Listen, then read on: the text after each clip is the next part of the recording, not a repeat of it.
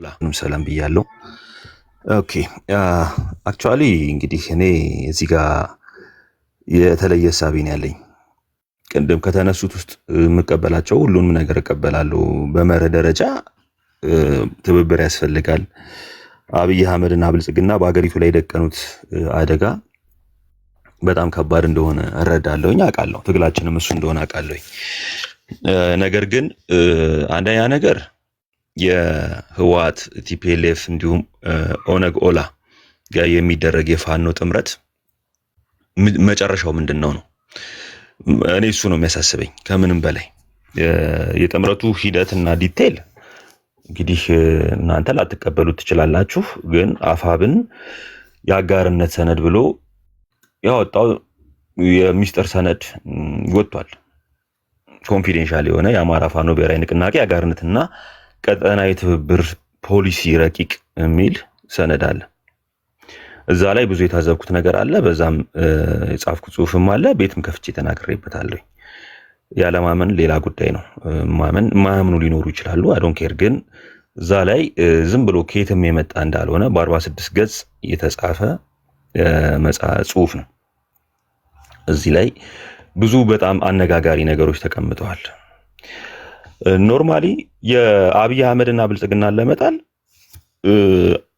በጣም ተሸናፊና ተሽኮሮማሚ ሆኖ ነው ፋኖ እዛ ወረቀት ላይ ጻፉ። ትብብሩ ከሌለ ወይም ደግሞ የሆነ ፎቪያ ነገር አለ አይደለ? ጥምረት ከሌለ ውድቀት ይመጣል። ሌሎች ኃይሎች በድርድር መንግስት ሊሆኑ ይችላሉ። ጥያቄያቸውን በድርድር ሊጨርሱት ይችላሉ። እኛ አይዞሌሽን ውስጥ እንገባለን የሚል ያስቀምጠዋል። እሱ ብቻ አይደለም፣ የህልውና አደጋውን ሲያስቀምጠው የህልውና አደጋ በአማራ ላይ የተደቀነ የህልውና አደጋ እኩል የትግራይና የኦሮሞ ህዝብ እኩል ተደቅኖበታል በብልጽግና ነው የሚለው። እሺ እንደው የትግራዩን እንኳን እንደው ከነበረውም ጦርነት አንፃር ካለው ሞቲቭ አንፃር እንቀበለው። በኦሮሞ ህዝብ ላይ የተደቀነ የህልውና አደጋ በእኩል ከአማራ ጋር የሚቀመጥበት አንዳችን ምክንያት የለም። እሱን እንዲሁ እንኳን ባለን ኮመን ሴንስ እና በነበረን ሁኔታ እና በተከታታይ ደግሞ ህወሓት የሚያወጣቸው መግለጫዎች አሉ። እኔ የሚገርመኝ እሱ ነው። በተከታታይ ህወሓት ዛሬ ድረስ ኤቭሪ ዊክ የሚያወጣው መግለጫ አለ። ኤቭሪ ዊክ የሚያወጣው በጠላት የተወረረብኝን መሬቴን አስለቅቃለሁ ነው የሚለው። በጠላት የተያዘብኝን ምዕራብ ትግራይ እሱ የሚለው እኛ ወልቃይት ጠገዴ ጠለምት የምንለውን መሬት አስለቅቃለሁኝ ነው የሚለው። ጦርነቱም ሲጀመር በሸረሪና በኩል በቀጥታ ራሱ ቲፒኤልኤፍ መጀመሩን አይተናል። ያ በየት በኩል ነው ጥቃት የፈጸመው? ከሱዳን ሆኖ ወደ ወልቃይት ወደ አማራ መሬት ነው ጥቃት ያደረገው፣ ወደ መሬታችን ወደ ህዝባችን ነው። በዚህ ሰነድ ላይ ራሱ ምን ይላል? የአንዱ መወረር ለሌላኛውም መጠቃት ነው ይላል። ስለዚህ ህወሓት በሸረሪና በኩል ላደረገው ጥቃት አፋብን የሰጠው ምላሽ የለም።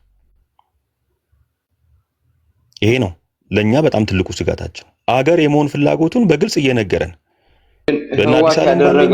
ህወሓት ያደረገው ጥቃት አማራ ህዝብ ላይ ነው ወይስ ፌደራል መንግስት ነው?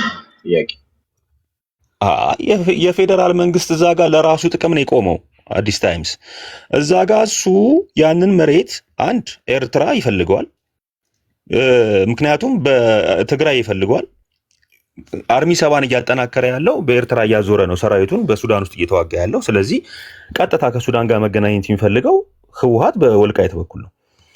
ሁለተኛ ደግሞ የሁለቱ ጥምረት የህወሓትና የቲፒኤልኤፍ እና የሻዕቢያ ጥምረት ያንን ቦታ መቆጣጠር ማለት ለራሱ ስጋት ስለሚሆንበት እንጂ ለአማራ ህዝብ ብሎ አይደለም አብይ ዛጋ የሚከላከል ያንን መሬት።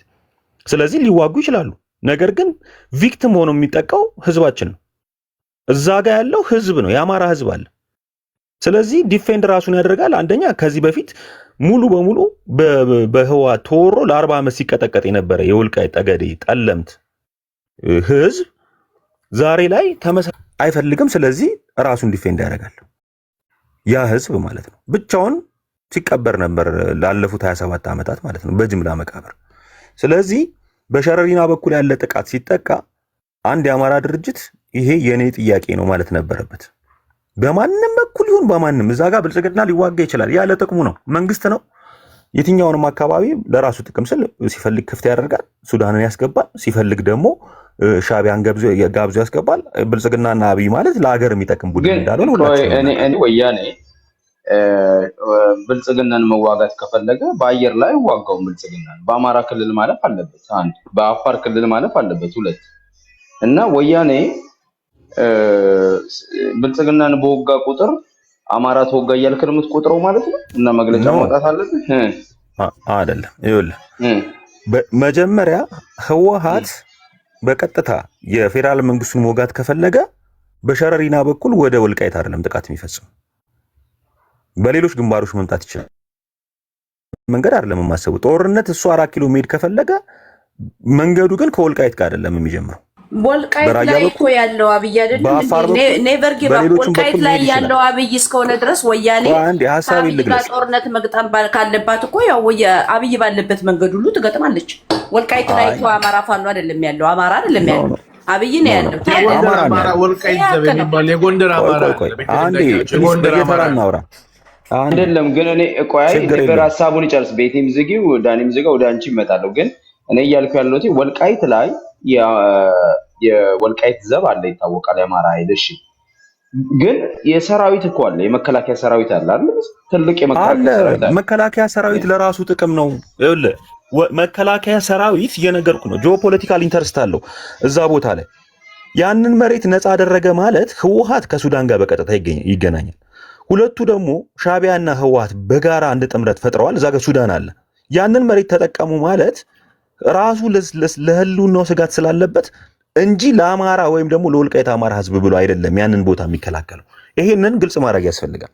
ስለዚህ በዛ በኩል የሚወጉት ውጊያ ሳይሆን በትክክል አብይን ለመጣል ከሆነ መዋጋት ያለባቸው ለምንድን ነው እሱ የአማራ ህዝብ ባለበት በኩል የሚዋጉት? ትተውት በዛ በኩል ያለው 4 ኪሎም እንደማያደርሳቸው ያውቁታል።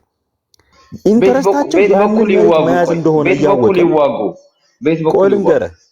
ቆይ ልነግርህ ነው። እኛ እኮ እናውቃለን። ይኸውልህ ላለፉት እኮ 3 ዓመታት ከጦርነት ነፃ ሆነው እነሱ በፕሪቶሪያ ስምምነት ይፈጸምልን ሲሉ የከረሙት እኮ ወልቃይት ይመለስልን ነው። ሌላ ጥያቄ የላቸው። የነበረው ስታተስ ኮ ይመለስልን። ይሄን ጥያቄያቸውን ለማስመለስ ቅድሚያ የሚሰጡት የወልቃይትን መሬት ነው እነሱ። ይሄ ከህወሓት ኢንተረስት አንጻር እንጂ ከአማራና ከሌላው ህዝብ ኢንተረስት አንጻር አይደለም። ይሄ ጦርነት በዛ በኩል የሚደረገው በትክክል ፌዴራል መንግስቱን እንጣል ካሉ ጠንካራ ይዞታ ያለው የፋኖ ቤት በኩል ነው። በወሎ በኩል በዛ በኩል መምጣት ይችላል። በዛ በኩል መምጣት ከፈለገ ሁለቱ ተጣምረው እንዋጋ ካሉ ጠንካራ ወልቃይት ላይ እኮ አይደለም ፋኖ ያለው። ተጣማሪ ኃይል በሌለበት በኩል ከምትዋጋ ተጣማሪ ኃይሌ ነው የምትለውን አፋብን ጠንካራ ይዞታ በሆነው በኩል መምጣት ትችላለህ። ከፈለክ በአበርገሌ በሰቆጣ መምጣት ትችላለህ። ከፈለክ በራያ እና ደግሞ በአፋር በኩል ማጥቃት ትችላለህ። በሶስት በተለያዩ ግንባሮች መፍጠር ትችላለህ ጦርነቱን። ከዛ በኋላ ተጣምረው መሄድ የሚፈልጉበት ድረስ ይሄዳሉ ማለት ነው። ነገር ግን እነሱ ፍላጎታቸው ማስፈጸምና የቅድሚያው ወልቃይትን መቆጣጠር፣ ይህም ደግሞ በመግለጫዎቻቸው በጠላት ተይዞብናል ከሚሉት ቦታ አንጻር ያንን ነው ለማስከበር እየተጓዙ ያሉት። ይሄ ነው ዋናው ነገር። እኔ ግን ይኸውልህ አንደኛ ነገር እኔ በጠላት ግምገማ አንጻር ራሱ ከኦላ ጋር እሺ እንደው ህወሓት ሜካናይዝድ ኃይል አለው ይባላል። ሜካናይዝድ ኃይል አለው፣ የተሻለ የጦር አቅም ያላቸው አዋጊዎች፣ ጀነራሎች፣ መስመራዊ መኮንኖች አሉት። ከነሱ ጋር ሆኜ አቅሜን እጨምራለሁ ሊል ይችላል። እንትን አለኝ ኮዝ አለኝ ሊል ይችላል። እንደው ቢያንስ እንኳን ተመሳሳይ የሆነ አጀንዳ አለኝ ሊል ይችላል።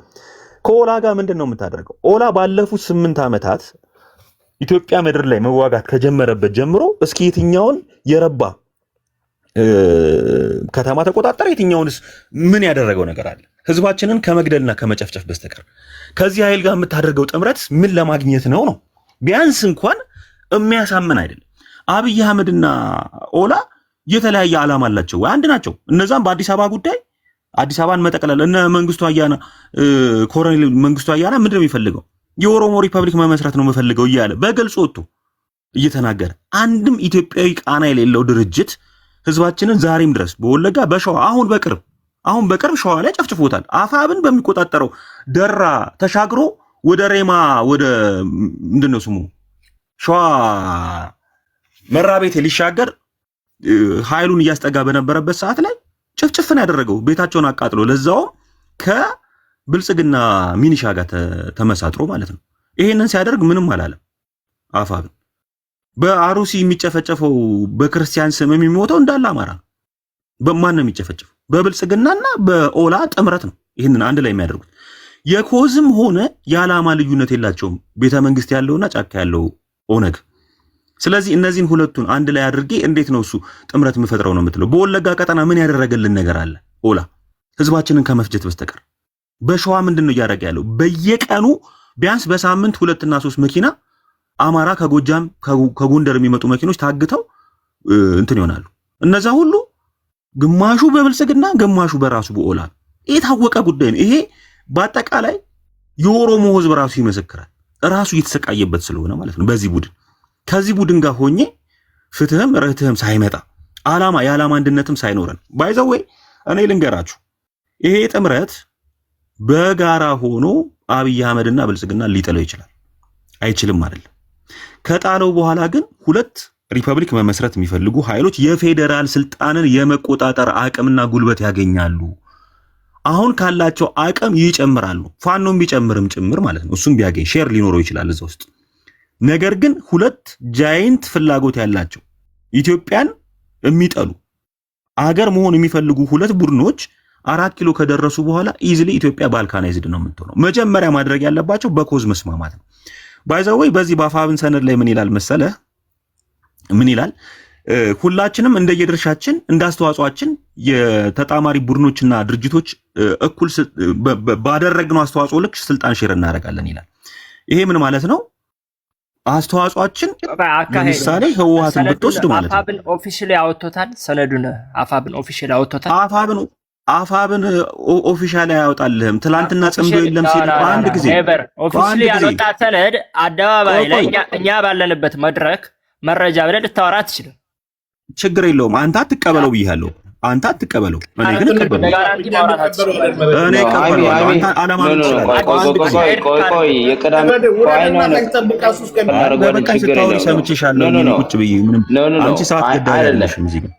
ቆይ አይተንድ ተደማምጠን እናውራ። ኔቨርም ቤተልሔምም ሃይሜ አንደኛ እስከዛሬ ድረስ ላለፉት ወራት ማለት ነው ለ5-6 ወር ስለ ጽምዶ በሶሻል ሚዲያም በሚኒስትሪ ሚዲያም ሲጠየቁ መሪዎቹ የምን ጽምዶ የሚባል የለም ነበር ቃል አቀባይ አርበኛ አስረስ ሲናገር የነበረው አይደለ? አሁን ግን ማለት ነው በቀደም ከ3 ነው ከ4 ቀን በፊት በሰጠው ኢንተርቪው ምንድነው ያለው? ጥምረቱ ይፋ ሊደረግ ነው በቅርቡ ጠብቅ፣ ዲቴሉን አሁን አጠይቀኝ ብሎ ሲናገር፣ ትላንትና ግን ምን ሲለን ነበር? የለም ሲለን ነበር። የምን ጽምዶ የምን ጥምረት እኛ እናቅም፣ ስለዚህ ነገር የለንበትም ምናምን። ይሄ ጥምረት በውጭ ሀገር ያሉ የኤርትራና የትግራይ ይመስሉኛል ሌሎች የክልል አካባቢዎች ናቸው እንጂ እኛ የለንበትም ሲለን አልነበረም? ዛሬ ላይ መጥቶ ደግሞ ይፋ ሊሆን ነው ያለ። ይሄንን ልትዋሹን አትችሉም። ስለዚህ አሁን የለም ምናምን እያላችሁ ብታድበሰብሱት ትላንትናም ጽምዶ የሚባል ነገር የለም። አሁንም ሃይሚ ስትናገር ነበር እኮ የለም ስትል ነበር፣ እኔ አልሰማሁም ስትል ነበር። ነገር ግን አለ እንዳለ ደግሞ በስነ ስርዓት ራሱ የድርጅቱ አካል የሆነው ዋናው ቃል አቀባይ መጥቶ ተናግሯል። በቅርቡ ወታደራዊ ምክር ቤቱ ምንም ይፋ እንደሚደረግ ነግሮናል። ስለዚህ መዋሸት አያስፈልግም።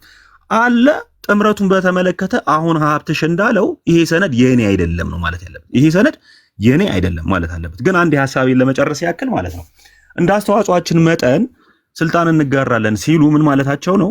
በወታደራዊ በእግረኛ አቅም ያው ፋኖ ከሁሉም የተሻለ አቅም አለው ብለን እናምናለን። ቆጥረን ስንት ነው ባንልም፣ ህወሓትም ከዛ የሚያንስ ግን ጦር የለውም። በትንሹ ከ200 ሺህ ጦር በላይ ይኖረዋል። አሁን ደግሞ እየጨመረ ነው፣ 300ም 400ም ሊደርስ ይችላል። ከዛ በተረፈ ደግሞ በሜካናይዝድ ኃይል በሌሎችም ከውጭ ሀገር ባገኛቸው ምክንያቱም ኢንተርናሽናል ግንኙነት በኤርትራ በኩል ስላለው ትላንትና በወጡ ሪፖርቶችም የአሜሪካ ኤምባሲ ማሲንጋ ያወጣውን ሰምታችሁ ሊሆን ይችላል። ጦርነቱን በሸረሪና የጀመረው ራሱ ነው ብሏል ማሲንጋ። ሲቀጥል የሻቢያ ከባድ መሳሪያዎች በትግራይ ገብተዋል ብሏል። የመሳሪያ አቅሙ የትርየሌለ ነው፣ አቅም አለው፣ ግልጽ ነው። ስለዚህ በሰነዱ ላይ ግልጽ ያደረገው ምንድነው? እንደየአቅማቸው መጠን እንዳስተዋጽኦአቸው መጠን ሲል ማለት ነው ከወያኔ ጁኒየር ሆኖ 83 እንደተደረገው ሁለተኛ ሆኖ እንደሚገባ ግልጽ ነው። ስለዚህ እዛ ቦታ ላይ ሲደረስ አዲስ አበባ ላይ ሲደርሱ አንደኛ ፈርጣማ ክንዱን አበርትቶ ነው የሚደርሰው ህወሓት። ከዛ በተረፈ ደግሞ ህወሓት ይምጣለን የሚል መለስ ናፈቀን የሚል ሌላ ብሔር ብሔረሰብም ተፈጥሯል አሁን ባለው በደልና ግፍ ምክንያት ማለት ነው። ስለዚህ እዛ ቦታ ላይ እነሱ ይሻሉናል የሚል በአማራ ጥላቻም ሲሰክር የነበረ የከረመ ሌላም ኢሊት ስላለ ምን እየሆነ ነው የሚሄደው? ህወሓት አንበሳ ድርሻውን እየያዘ ይመጣል ማለት ነው። ያ ከሆነ ምንድነው አውቶማቲካሊ ወይ በህወሓት የበላይነት የምትመራ ኢትዮጵያ፣ አለበለዚያ ደግሞ ተገንጣይነታቸውን ሊያረጋግጡ አቅም ይፈጥርላቸዋል። ስለዚህ ጥምረቱ መሆን ያለበት ምንድነው? ነው የመጨረሻ ማሰሪያ ነጥቤ ጥምረቱ ሊሆን የሚገባው ከሆነ አብይ አህመድና ብልጽግና ነንጣል ከተባለ መስማማት ባለባቸው ነገር ላይ መስማማት የሚገባቸው በምንድን ነው ከሆነ አንደኛ የሀገረ መንግስቱ የኢትዮጵያ ሀገረ መንግስት በፍጹም የአማራ ቢኮዝ ሀገር ከተበተነ ህዝባችን ከክልል ውጭ ያለው በብዛት ተጎጂ ስለሚሆንብን ማለት ነው። ያንን መሰረት ያደረገ ሀቀኛ በሆነ መንገድ ለህዝባችን ዋስትና የሚሆነው ኢትዮጵያ እንደማትፈርስና እንደማይገነጠሉ የሚጠይቁት የግዛት ጥያቄ እንደሌለ ማስተማመን ያስፈልጋል። የፍትህ ጉዳይን በሚመለከት ለደረሰብን ከትርክት ጀምሮ አማራን በዳይ አድርገው ያስቀመጡት ህወሓትና ኦነግ ናቸው። ይሄ የታወቀ ጉዳይ። ላለፉት 8 ዓመታት አማራ ሲጨፈጨፍ ብልጽግና ብቻ አልጨፈጨፈንም። በማይካድራ ባለፈው የሰሜን ጦርነት በአማራ ክልል በራሳችን መሬት ላይ ህወሓት ጨፍጭፎናል፣ በጅምላ ቀብሮናል። ይሄንን ማመን አለባቸው። መሰረተ ልማቶቻችንን አፍርሷል፣ ጨፍጭፎናል። ኦነግ በተመሳሳይ አብይ ባለበት የ27 ዓመቱን አይደለም አሁን አብይ ባለበት ኦነግ ጨፍጭፎናል፣ ገሎናል። ይህንን አምነው የአማራን ህዝብ ማለት ነው እንክሰዋለን ሊሉት ይገባል። በተሸናፊነትና በተሽከርሟሚነት ግን ማለት ነው የምንገባበት ጥምረት እኛን መቀመቅ ከመውሰዱም አልፎ አሁን ካለንበት በባሰ ሁኔታ ባልካናይዝድ የሆነ 3 እና 4 ቦታ የተከፋፈለ ኢትዮጵያን ነው የምናገኘው። ለምን የመገንጠል ፍላጎታቸውን አልተውትም። የኢትዮጵያን ባንዲራ አንገባዋል። እስኪ ንገሩኝ፣ የፌደራሉን ባንዲራ ባለኮከቡን እንኳን ይቀበላሉ? ሁለቱ ድርጅቶች አይቀበሉም። ስለዚህ በኢትዮጵያ ሀገረ መንግስትነት የማያምኑ ሰዎች ጋር ተጣማሪ ሆነ ስትጓዝ መጨረሻ ላይ ኢትዮጵያን አፈራርሰህ የራስን ኮንስቲትዩንሲ ነው የምታጣው። ስለዚህ የአማራ ህዝብ የማይቀበለው ከሆነ አብዛኛው እስኪ ተመልከቱት፣ ይህንን ነገር እኮ እየደገፈ ያለ ማንም የለም። በጣም ጥቂቶች ብቻ ናቸው ኢቭን ሶሻል ሚዲያው ላይ። ስለዚህ ምሁራንም ወጥተው እየተናገሩ ነው። እነ ዳዊት ወልደ ጊዮርጊስ አፋብንን ያዋለዱት እና ዶክተር ብርሃነ መስቀል ሌሎችም እየተናገሩ ነው ያሉት። መስማት ያስፈልጋል፣ ቆም ብሎ መስማት ያስፈልጋል። አማራ የሎጂስቲክ ችግር ከሆነ የገጠመው ህዝባቸውን ጥሪ ያድርጉለት። ህወሓትና ብልጽግና ግን ይዋጉ። እኛ ዳር ሆነን ቆመን ነው ማየት ያለብን። ሁለቱ ሲዋጉ ሁለቱ ኃይል የየራሳቸውን ያዳክማሉ። እኛ ብልጽግና በክልላችን ውስጥ ያለውን ካምፑን መቀጥቀጥ ነው ያለብን። ሁለቱ ኃይሉ እየተከፈለ አሁን በራያና በአፋር እያከማቸን ያለው ውስጡን መምታት ነው ያለበት። የአማራ ፋኖ ቆሞ ማየት የለበትም። ከዛ በኋላ ብልጽግና እየተዳከመ ይሄደለታል ማለት ነው። በዛ በኩል ደግሞ ለራሴ ኮዝ እዋጋለሁ ብሎ ከተነሳ ህወሓት ይዋጋ፣ አዲስ አበባ መሄድ ከቻለ ይቻል። አማራን ግን የአማራን መሬትና ርስት እፈልጋለሁ እያለ ህዝባችንን አራቆታለሁ እያለ የሚሰራ ስራ አይኖርም። ሌላው ግን አፋብንም በሚመለከት ወደፊት አሁን በቅርቡ የምናያቸው የምንሰማቸው ነገሮች አሉ። በዚህ የማይስማሙ የፋኖ ኃይሎች አሉ አፋብን ውስጥ ያሉ፣ እራሳቸውን ግልጽ አድርገው ይወጣሉ፣ እየወጡም ነው። በጎንደር በኩል ያየነው ነገር አለ፣ ሌሎችም ይወጣሉ። ይሄንን የሚቀበል ማለት የሆነ ዩኒፋይድ በሆነ መልኩ ፋኖ ተቀብሎታል ብላችሁ እንዳታምኑ አይደለም። ስለዚህ ያልተቀበለው ኃይል ራሱን ያገላል። ከዚህ ጉዳይ ወደፊት የምናየው ምናልባት የአማራን ትግል የሚጎዳ ነገርም ሊፈጠር ስለሚችል ጥንቃቄ ሊያደርግ ይገባል ብዬ ነው የማስበው። በተለይ የበላይ አመራሩ ኮንሲደር ህዝቡን ማዳመጥ አለበት። ይህን የሚቃወሙ ፋኖችንም ማድመጥ አለበት።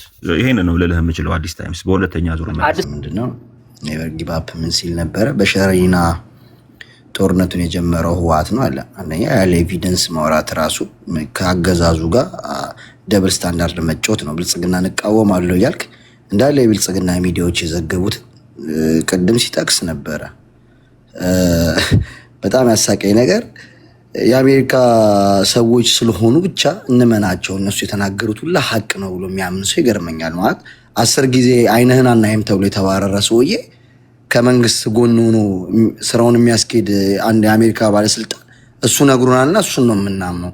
እና እሱ እኮ ከአብይ ጋር ነው የሚሰራው፣ በግልጽ ተጠሪነቱ ለአብይ ነው እንጂ እዚህ ሁላ ሰጣ ገባ ውስጥም እንኳን አንገባም ነበረ በሐቀኝነት ቢዳኙን ኖሮ። ያንን ስላላመነ እኮ ነው የትግራይ ወጣት እና ከቅድም ጀምሮ ፕሮግራማችሁን የተከታተልኩት ነበረ። መች ነው ግን የሚሰለቻችሁ ወያኔ ማለት ወይ ህወሓት ማለት ለ27 ዓመት ስርዓት ሙሉ የአማራን ህዝብ ምን የኢትዮጵያን ህዝብ የኢህአዴግ የሚባል ስርዓት በድሏል ብለን እናምናለን።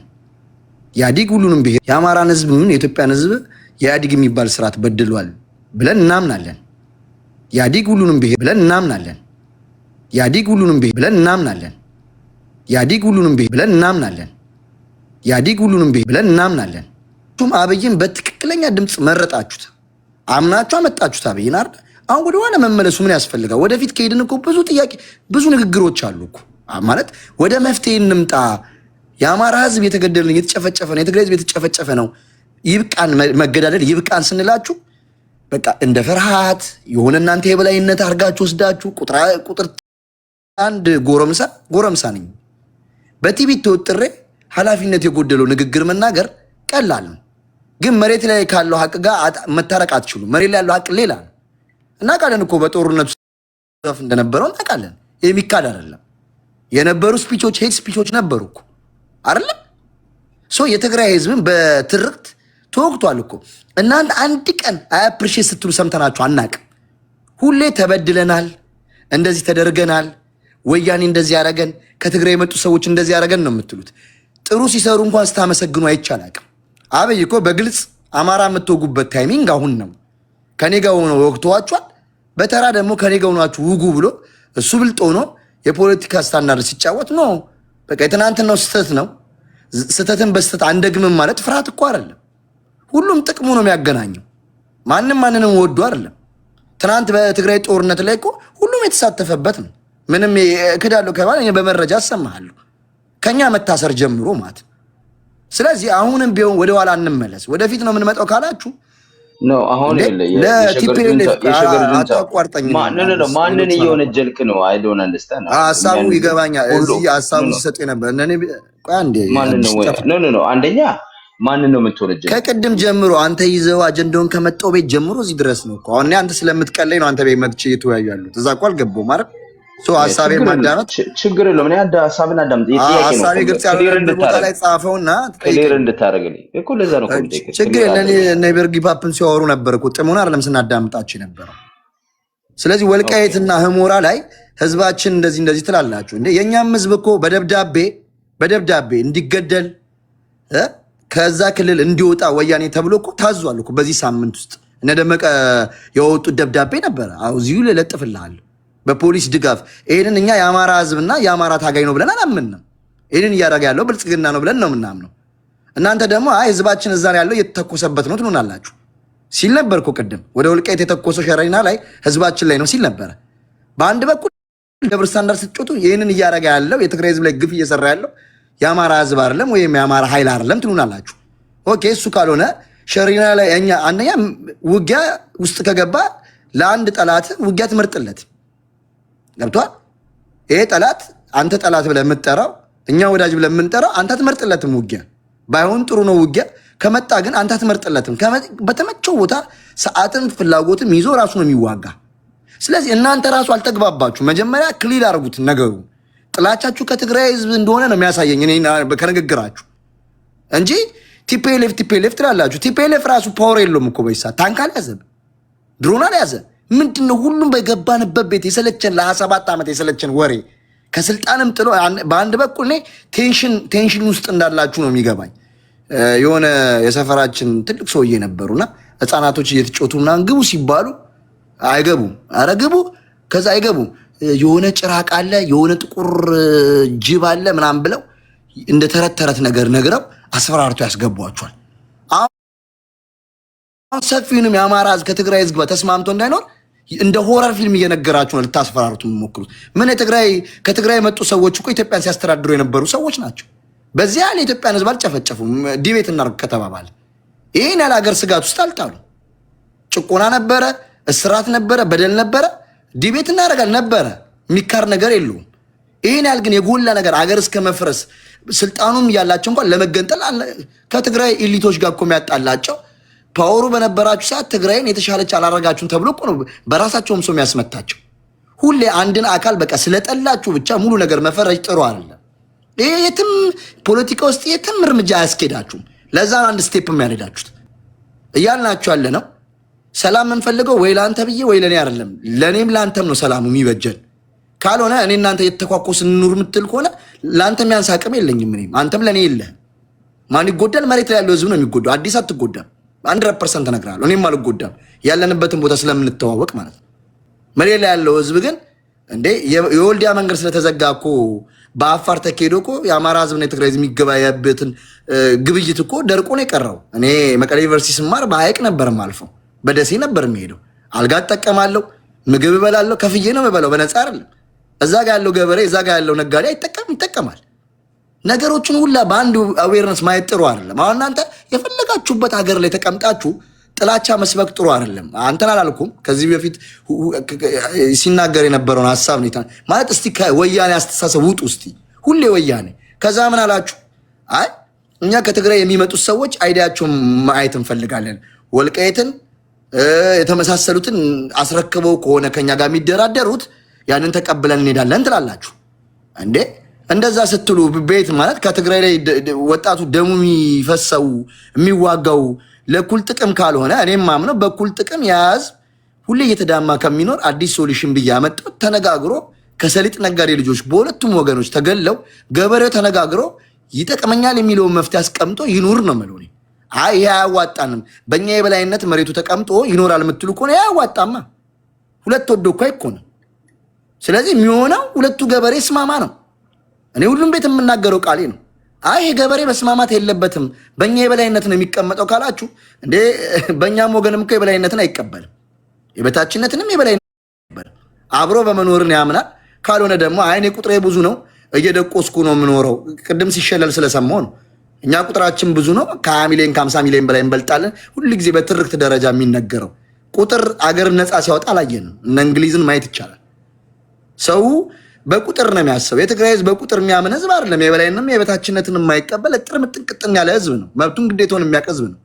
ይህ ህዝብ አብረን ተቻችለን እንኑር፣ እኔ ጋም ጥፋት አለ፣ አንተ ጋም ጥፋት አለ፣ አንድ የሚያደርገንን ይዘን እንሂድ ማለት አላቅም። በየትኛው ነገር የምትወስዱት ማለት በተለይ ውጭ ሀገር የምንኖር ሰዎች በቲቪ ተወጥረን መሬት ላይ ያለው ህዝብ ጣጣ ባንሆን ጥሩ ነው ብዬ አምናለሁ። ለአማራ ገበሬ ጥይት እየተተኮሰ ያለ ከትግራይ አይደለም ከፌዴራል መንግስት ነው። ፌዴራል መንግስት ምን እያደረገ ነው? እንዳለ ካርዶቹን ሲመዝ የነበረው አንድ በአንድ ማውራት ይቻላል። ከአማራ ኢሊት ውስጥ የነበሩ ሰዎች ትናንትና በትግራይ ባሪያ ነበርን፣ ተላላኪ ነበርን አሉ። ኦኬ ብለው የአማራ ህዝብ ይቅርታ ጠየቀው። የአማራ ህዝብ ማምኗቸው የትግሩ አጋር አድርጓቸው ተቀመጡ ከአብይ ጋር አለ። ደኔክስ ስህተት ምንድን ነው የተሳሳቱት? እነሱን ስትወቅሱ እንኳን በዚያ ላይ አይቻችሁ አላውቅም። ሁሌ ቲፒኤልኤፍ ነው። ቤታችሁን እንኳን አይታችሁ አታውቁም። ስለዚህ አሁንም ወደ ሶሉሽን ለመምጣት ተኮነ እነዚህ ሰዎች መፍትሄ ብለው ጥምር ብለው መጥተዋል። ጥምር ብለው የመጡት ተገደው ነው። በትግራይ ያለው ኃይል ተፈራርሞ መጣል ሊፈጸምለት አልቻለም። ከዛ በዛኛውም ኃይል እንደውም እኮ የሚባለው ፋኖ በፕሪቶሪያው አኩርፎ ነው ሄደው እናንተ ሊወጋ ያለ ኃይል ጋር የምትጣመሩት ለምንድን ነው ተብሎ እኮ ነው። ሀራ መሬትም ያሉት እኮ ብዙዎቹ የሚቃወሙት እኮ ለዚህ ነው። ምንም እኮ ማለት በእናንተ ብቻ እኮ አይደለም፣ በዛም በኩል ተጽዕኖ አለ እኮ። ከፋኖ ጋር እንድትጣመሩ አንፈልግም ነው። እኔ ደግሞ ሰፊ አማራ ህዝብ የሚቀበለው ከሆነ ትናንት የነበረውን ቁስል ትተን በስነ ስርዓት ሶሉሽን የሆነውን ነገር እናስቀምጥ። በማንም የበላይነት ሳይኖር እኔ በእኛም የበላይነት እንዲኖር አልፈልግም። እኔ ከህዝብ አንጻር ስለማስበው ነው። ከአንድ ግለሰብና ከአንድ ተራ ወጣት ግን ምን ታስባለህ ብትለኝ እኔም አንተ ምን እናበባለን? በእኔ የበላይነት ልልህ እችላለሁ። ይህ ጥቅም የለውም። መሬት ላይ ያለውን ሀቅ ምንም ሊያመጣውም አይችልም። አብይን እድሜ ገዝቶ ተመቻችቶ እንደፈለገ እንዲቀመጥ እንጂ በትግራይና በአማራ ህዝብ የመበዳደል ስሜት ውስጥ ተኬዶ አንዱ አሸናፊ ይሆናል ብላችሁ ካሰባችሁ ዘበት ነው። 80 ጊዜ ተደራጁ፣ 80 ጊዜ ቁጥራችሁ ይብዛ። ከትግራይ ህዝብ ጋር ሳትስማሙ ወደ 4 ኪሎ እንሄዳለን ካላችሁ የማይታሰብ ነው። እንደዛውም የትግራይ ህዝብ ተሞክሯል እኮ እስከ ወልዲያ አይደል እንዴ? የጠራ ነገር ከአማራ ህዝብ ጋር ስለሌለ እኮ ነው ትግሉ የተጨናገፋል። ስለዚህ ከጀርባ ያለውን ጠላትን አስቀምጠ መፎከሩ ጥቅም የለውም። አሁንም ወደ ዋናው መስመር ከገባን አንድ የሚያደርገንን ደም መፋሰሱን ትተን ጀምረውታል። ላይን ይዞ ትክክለኛ ህግ ያለው ነገር አስቀምጠው ለህዝቡ አሳውቀው በምን እንደተስማሙ ቢነግሩን ደስ ይለኛል። እኔም ጥያቄ አለኝ እኮ በምንድን ነው የተስማሙት? ነገ ተመልሰን እንድንተኳኮስ አልፈልግም። በምንድን ነው የተስማሙት? በምን ጥቅም ነው የተነጋገሩት? አገር ማፍረስ ስትሉ ነበረ እንዴ? የትግራይ ህዝብ አገር በማፍረስ አይታወቅም። ከማንኛውም በላይ ከየትኛውም ብሔር ቁጥር ያነሰው በመጣው የኢትዮጵያ ክፍለ ዘመን ጦርነት ላይ ዋጋ በመክፈል የሚታወቅ ህዝብ ነው። እኔ አይደለሁም እናንተ የምትመኩበት የምታምኑበት ጀግናችሁ አሳምነው ጽጌ የተናገረው የትግራይ ህዝብ ለኢትዮጵያዊነት ዋጋ የከፈለ ህዝብ ነው። አሁን ሲደርስ ለምንድን ነው ስለማፍረስ የምታወሩት? ትናንት ፓወር ይዞ ያላፈረሱ ሰዎች ፓወር ሳይዙ ነው የሚያፈርሱት። እንደውም ከትግራይ ህዝብ እንደውም የዋህና ጨዋ ነው። ያውላ ብሔር ብሔረሰብ ዘምቶበት ከአብይ ጋር ሆኖ ሁሉም ጣቱን ቀስሮ እንዲጨፈጨፍ ሁሉም በማወቅም ባለማወቅም ያደረገ ሁላ ይቅር ብሎ ተስማምተን እንሂድ ማለት ፍራቻ ነው። እንደዛ ነው ይመስላችሁ? ሐሳብን እያጠቃለልክ ሸገር። ኦኬ እሺ አዲስ እኔ እነሱን ዘጠብዬ ሳዳምጥ ነበር። ችግር የለም። አይደለም ቆይ አንድ ጊዜ እኔ የሰዓት አይ መብቱ ነው። ሐሳቡን ይስጥ። እኔ እኮ ላለማቋረጥ አንተ ስትዘፍንብኝ አልነበር እንዴ? ተስማምቶ ነው። ችግር የለውም። አዲስም እኮ ተስማምቶ አይደለም የሚሰማኝ ሐሳብ ነው። ሐሳብ ከቻልክ ማዳመጥ ሐሳቡን ይስጥ። ችግር የለውም። እኔ ማነው የሸገር ጁንታ ያነሳቸውን ሐሳቦች ሁሉንም ወስዳለሁ ማለት አይደለም። ጥያቄም አለኝ። ይጨርስና ሐሳቡን እንትን እንባለን። ግን ሐሳብን ላንድ አድርገው ሸገር። ኦኬ በቂ አውርታል። ከፈለክም ትንሽ መጨመር እችላለሁ ሰዓት። ችግር አረን ያሳጥረዋለሁ። አሁንም በየቤቱ ማንሰማ ሆነን አይደለም። በተለያየ ኢንተረስት የምትወሩት እናዳምጣለን። አሁንም የሚጠቅመው መሬት ላይ ያለውን ሰው ታሳቢ አድርጉት። በዚህ ሰዓት እኛም እናንተም ወላፍንቶ እየነካ ነው። የጥይት ወላፊንት የነካው ሰው የለም። ቤተሰብ ግን አለን። አትሊስት ለቤተሰቦቻችን እናስብ ነው። ማንም ለማንም አይተኛም። ይሄም የሚታወቅ እኮ ነው። እድሜ ልኩን ዘመኑን ሙሉ ሲዋጋ የነበረ መቼም 7-8 ሀገር ዘምቶበት ያልተሸማቀቀ በሆነ እንትን ተሰባስበን ምናምን እናሸማቀቀዋለን፣ በእኛ አቅጣጫ እናስኬደዋለን ማለት የሸገር ግን ያወራ ያለው ዘሆን ለአማራ ነው ወይስ ማንኛው ነው? ለማንኛው እኔ ሐሳቡ ለተናገሩት ነው። እኔ ለህዝብ አላወራም። እዚህ ውስጥ የተናገራለ በደንብ የተናገራለ። እገሌ ብለህ ተናገራ። እኔ የጠቀሰው ሐሳቡን እኔ ህዝብ አላልኩም። ብራዘር ማወራውን በደንብ እገሌ ይሄ የሰጠው ሐሳብ እኔ እኮ ጥሞኝ አይደለም አንተ ስታወራ የሰማው አይደል? አንተም ከአንተ በፊትም ሲያወራ የነበረው ጥሞኝ አይደለም የተናገርኩት። ሁላችሁ ጥቅም በእናንተ ብቻ አይደለም የሚረጋገጠው፣ በእኛም ጥቅም ይጠየቃል። ገብቷችኋል? ሊሆን የሚችለው ግን አንድ አድርገው አሁን ይህንም እንደ ጥያቄም ነው ማቀርብላችሁ። የእናንተ ጥቅም ብቻ ተጠብቆ ነው እንድትሄዱ የምትፈልጉት? እሱ አንድ ጥያቄ ነው። እኔ ግን የሁለታችንም ጥቅም የሚባል ነገር ሳይሆን ህዝቡ የማይጎዳበትን ተስማምቶ ለዘላለም የሚሄድበትን መንገድ እናስቀምጥ። ይሄ ነው ሊያስማማን የሚችለው። ከዛ ውጭ የምትሄዱት አካሄድ ሁላ በየቤቱ ከፍታችሁት አያዋጣችሁም፣ ለእኛም ለእናንተም። ለገዢው ፓርቲ በኮንፊደንስ እሱንም ነው ደግሞ የሚፈልገው በኮንፊደንስ 100 ዓመት ይመራል። ይሄ ሪያሊቲ ነው። በዞን ጸብ መሬቱን የሚጎደው ይላል ሲተረት። ስለዚህ እኛ እያልናችሁ ያለ ነው ከኔነት ስሜትና ከበላይነት ስሜት ውጡ ነው። ለ27 ዓመት ስርዓት ለደረሰው በደል ቲፒኤልኤፍ ብቻ አይደለም ወንጀሉን የሰራው። ብአዴን ነበር፣ ኦህዴድ ነበር፣ ኦዴፓ ነበረ። ጠይቃቸው ሁሉንም አንድ ላይ ገብቷል። ነጥለ ከትግራይ ለመጡ ሰዎች ብቻ ስትሰጥ ብሔር ተኮር ነው የሚሆነው። ለዛ ነው የህዝብ ጥላቻ አላችሁ አልኩት። ከኢህአዲግ በላይ እኮ ወንጀለኛ ብልጽግና ነው። ይህን ያህል እንኳን መረሬታ ለብልጽግና የለም የቲፒኤልኤፍን ያህል። ከዛ ምን ትላላችሁ? አይ ቲፒኤልኤፍ እኮ ነው ያመጣው ትላላችሁ። ካመጣው ለምን መረጣችሁ? ታጨብጨባችሁ አይደል የመረጣችሁት? እየበረደን አብይ አሞቀናል እንዳላችሁት። ከዛ በኋላ እኮ አለቀ ጌሙ ማለት ኦልሬዲ ተስማምታችሁበታል ማለት ነው። አሁን ምንድነው እንቅፋት መጠኝ አይነት ሙድ ጨዋታ የምትጮቱት? ይሄ አያዋጣም። ደግፋችሁት፣ በስነ ስርዓት ስንቅ ሰጣችሁት። አሳምነውን ሲገል አምባ ሲገል ጸጥ ብላችሁ ተስማምታችሁ ገብቷችኋል። አሁን ላይ ምን መጥቶ ሰፋ አድርገን ማሰብ ይሻላል። ሁላችንም ተሳስተናል። ሊያስማማን የሚችል አካል ነው የሚያስማማኝ። እኔ እኮ የኦፒዲ መንግስት አላልኩም እኮ የኦሮሞ መንግስት አላልኩም እኮ ብልጽግና ነው ብዬ እየታገልኩ ያለሁት። ብልጽግና ትግሬም አማራም ኦሮሞም ስላለበት ምን የመከላከያ ሚኒስቴር እኮ ትግሬ ነው። እኩል ከአብይ አህመድ ነው ወንጀሉን የምሰጠው። ስለዚህ እኛ እናንተ ኢህአዲግ ብላችሁ ራሱ ባለመስራታችሁ 27 ዓመት ዳይቨርት ሲያደርግ ለትግራይ ህዝብ ነው ጥላቻ የሰራችሁበት። የ1 ሚሊዮኑ ህዝብ ማለቅ ውጤት እኮ ኢህአዲግ ብላችሁ ስላልፈረጃችሁ ነው። ቲፒኤልኤፍ ብላችሁ ስለፈረጃችሁ ነው። ቲፒኤልኤፍ አይደለም የመራው። አብረው ሁሉም ተስማምተው ሲፈርዱ ሲጠቁሙ የነበሩ ናቸው። እኔ አዲስ የታውቃለሁ እንደምትኖረው አንተ ቤትን ካላሳየኝ ፊት ካልሰጠኝ መንደረን ካላሳየኝ መጥመጥ ይችል ደፍር ይችላል። ስለዚህ ከቲፒኤልኤፍ ጋር ሲሰሩ የነበሩ ሰዎች ሙሉ በሙሉ ያስደፈሩ ተጠያቂነት እነሱ ናቸው። ቲፒኤልኤፍ ከተጠየቀ ከትግራይ ነው የሚጠየቀው። ይሄንን ናሬሽን ተው ብለናቸዋል። ቲፒኤልኤፍ ሊጠየቅ የሚችለው ትግራይ ውስጥ በሰራው ኃጢአት ነው። እንደዛው አማራ ክልል የሰራውን ብአዴንን ጠይቁት። ይሄን ሊያስማማን የሚችለው ሁሉን ኃጢአት የበላይነቱን እሱ ነው የያዛችሁ እያላችሁ አሁንም የኦሮሞ ህዝብ ላይ እንደሚሰራው ተረግጥ ብዙ የኦሮሞ ህዝብ እኮ ትግሉን የማይቀበለው እኮ ነገ ጧት እኔን ታጠፉኛላችሁ ብሎ ስለሚያስብ እኮ እውነትም ነው እንደዛ ነው። አብይን በማጥፋት መሀል የኦሮሞን ህዝብ ጥላቻ የሰፈረበት ማአስ አለ። አንተን እያልኩ አይደል ከሀሳባችን ጋር ስለሚሄድ። ስለዚህ ማኒፌስቶአችሁን የእናንተን ማስተካክሉ። የኢህአዴግን ያጠፋ ኢህአዴግ የበላይነቱን እከሌ ነበረ አብረው ተሳትፈውበታል። ያንን ሊያስማማን ይችላል። አሁን ግን የኦሮሞ ሰዎች ናቸው ስልጣኑ የሚመሩት፣ የኦሮሞ ህዝብ ነው ወንጀለኛ እንደማለት ነው። እየመራ ያለው ብልጽግና ነው። ትግሬም አማራም ኦሮሞም ያለበት በእንደዛ እናስብ። እንደዛ ከተወያየን መፍትሄ ይመጣል ብዬ ነው የማምነው። አዲስ ታይም ስለሰጠኝ እድል ቴንኪው። በመጀመሪያ ደረጃ እኔ ማነው የሸገር ጁንታ ክሌም የምታደርገው ነገር አለ። ለምሳሌ እንደ ህዝብ ትጠሉናላችሁ እናንተ ብላችኋል። እንደዚህ እኛ 60 ሚሊዮን ብትሆኑ እኛ 5 ሚሊዮን በቂ ነን ምናምን፣ እንደዚህ ነገሮች በጣም ጠቃሚ አይደሉም። ሆነስሊ ከአንተ አልጠብቅም። እንደዚህ ትክክል አይደለም። አላልኩም። አዲስ አታንሻፉ። ብዙ ጊዜ ታንሻፋለህ። እኔ እንደዛ አላልኩም። ደግሞ ምንድን ነው ያልከው? አላልኩም። ቅድም መኩቤ ስታወር እኮ የሰማችሁ እኛ 10 ሚሊዮን ነን በቂ ነን። እሱን ሀሳብ እኮ ነው የመጣው። አሁን እኮ ሰማን። ቆይ አንዴ አታንሻፈው ነዋ። እንደዚህ ብለሃል ብለህ ወደ ህዝብ እያልክ ነበር እኮ። ግልጽ ነው የተናገርኩት። አንተ ያወራውን ርዕስ እኮ ነው ያወራሁት የተወያያችሁበት። እሺ ቆይ እኔ አሁን ሚውት አድርገው። እኔ እንዳዳመጥኩ ደግሞ አዳምጠኛል። ሌላ አንድ ጥያቄ፣ ለምሳሌ አብይን እየበረድን አሞቀን ብላችሁ መርጣችሁታል እና ልክ ተወነጅላል አብይን መምረጣችን። አብይ እኮ ወያኔ 27 ዓመት ገርፎን አሰቃይቶን ዘረኝነትን አስፍኖ የበላይነትን ወያኔ ብቻ ነው ወይ ትላለህ? ወያኔ ብቻማ ነበረ።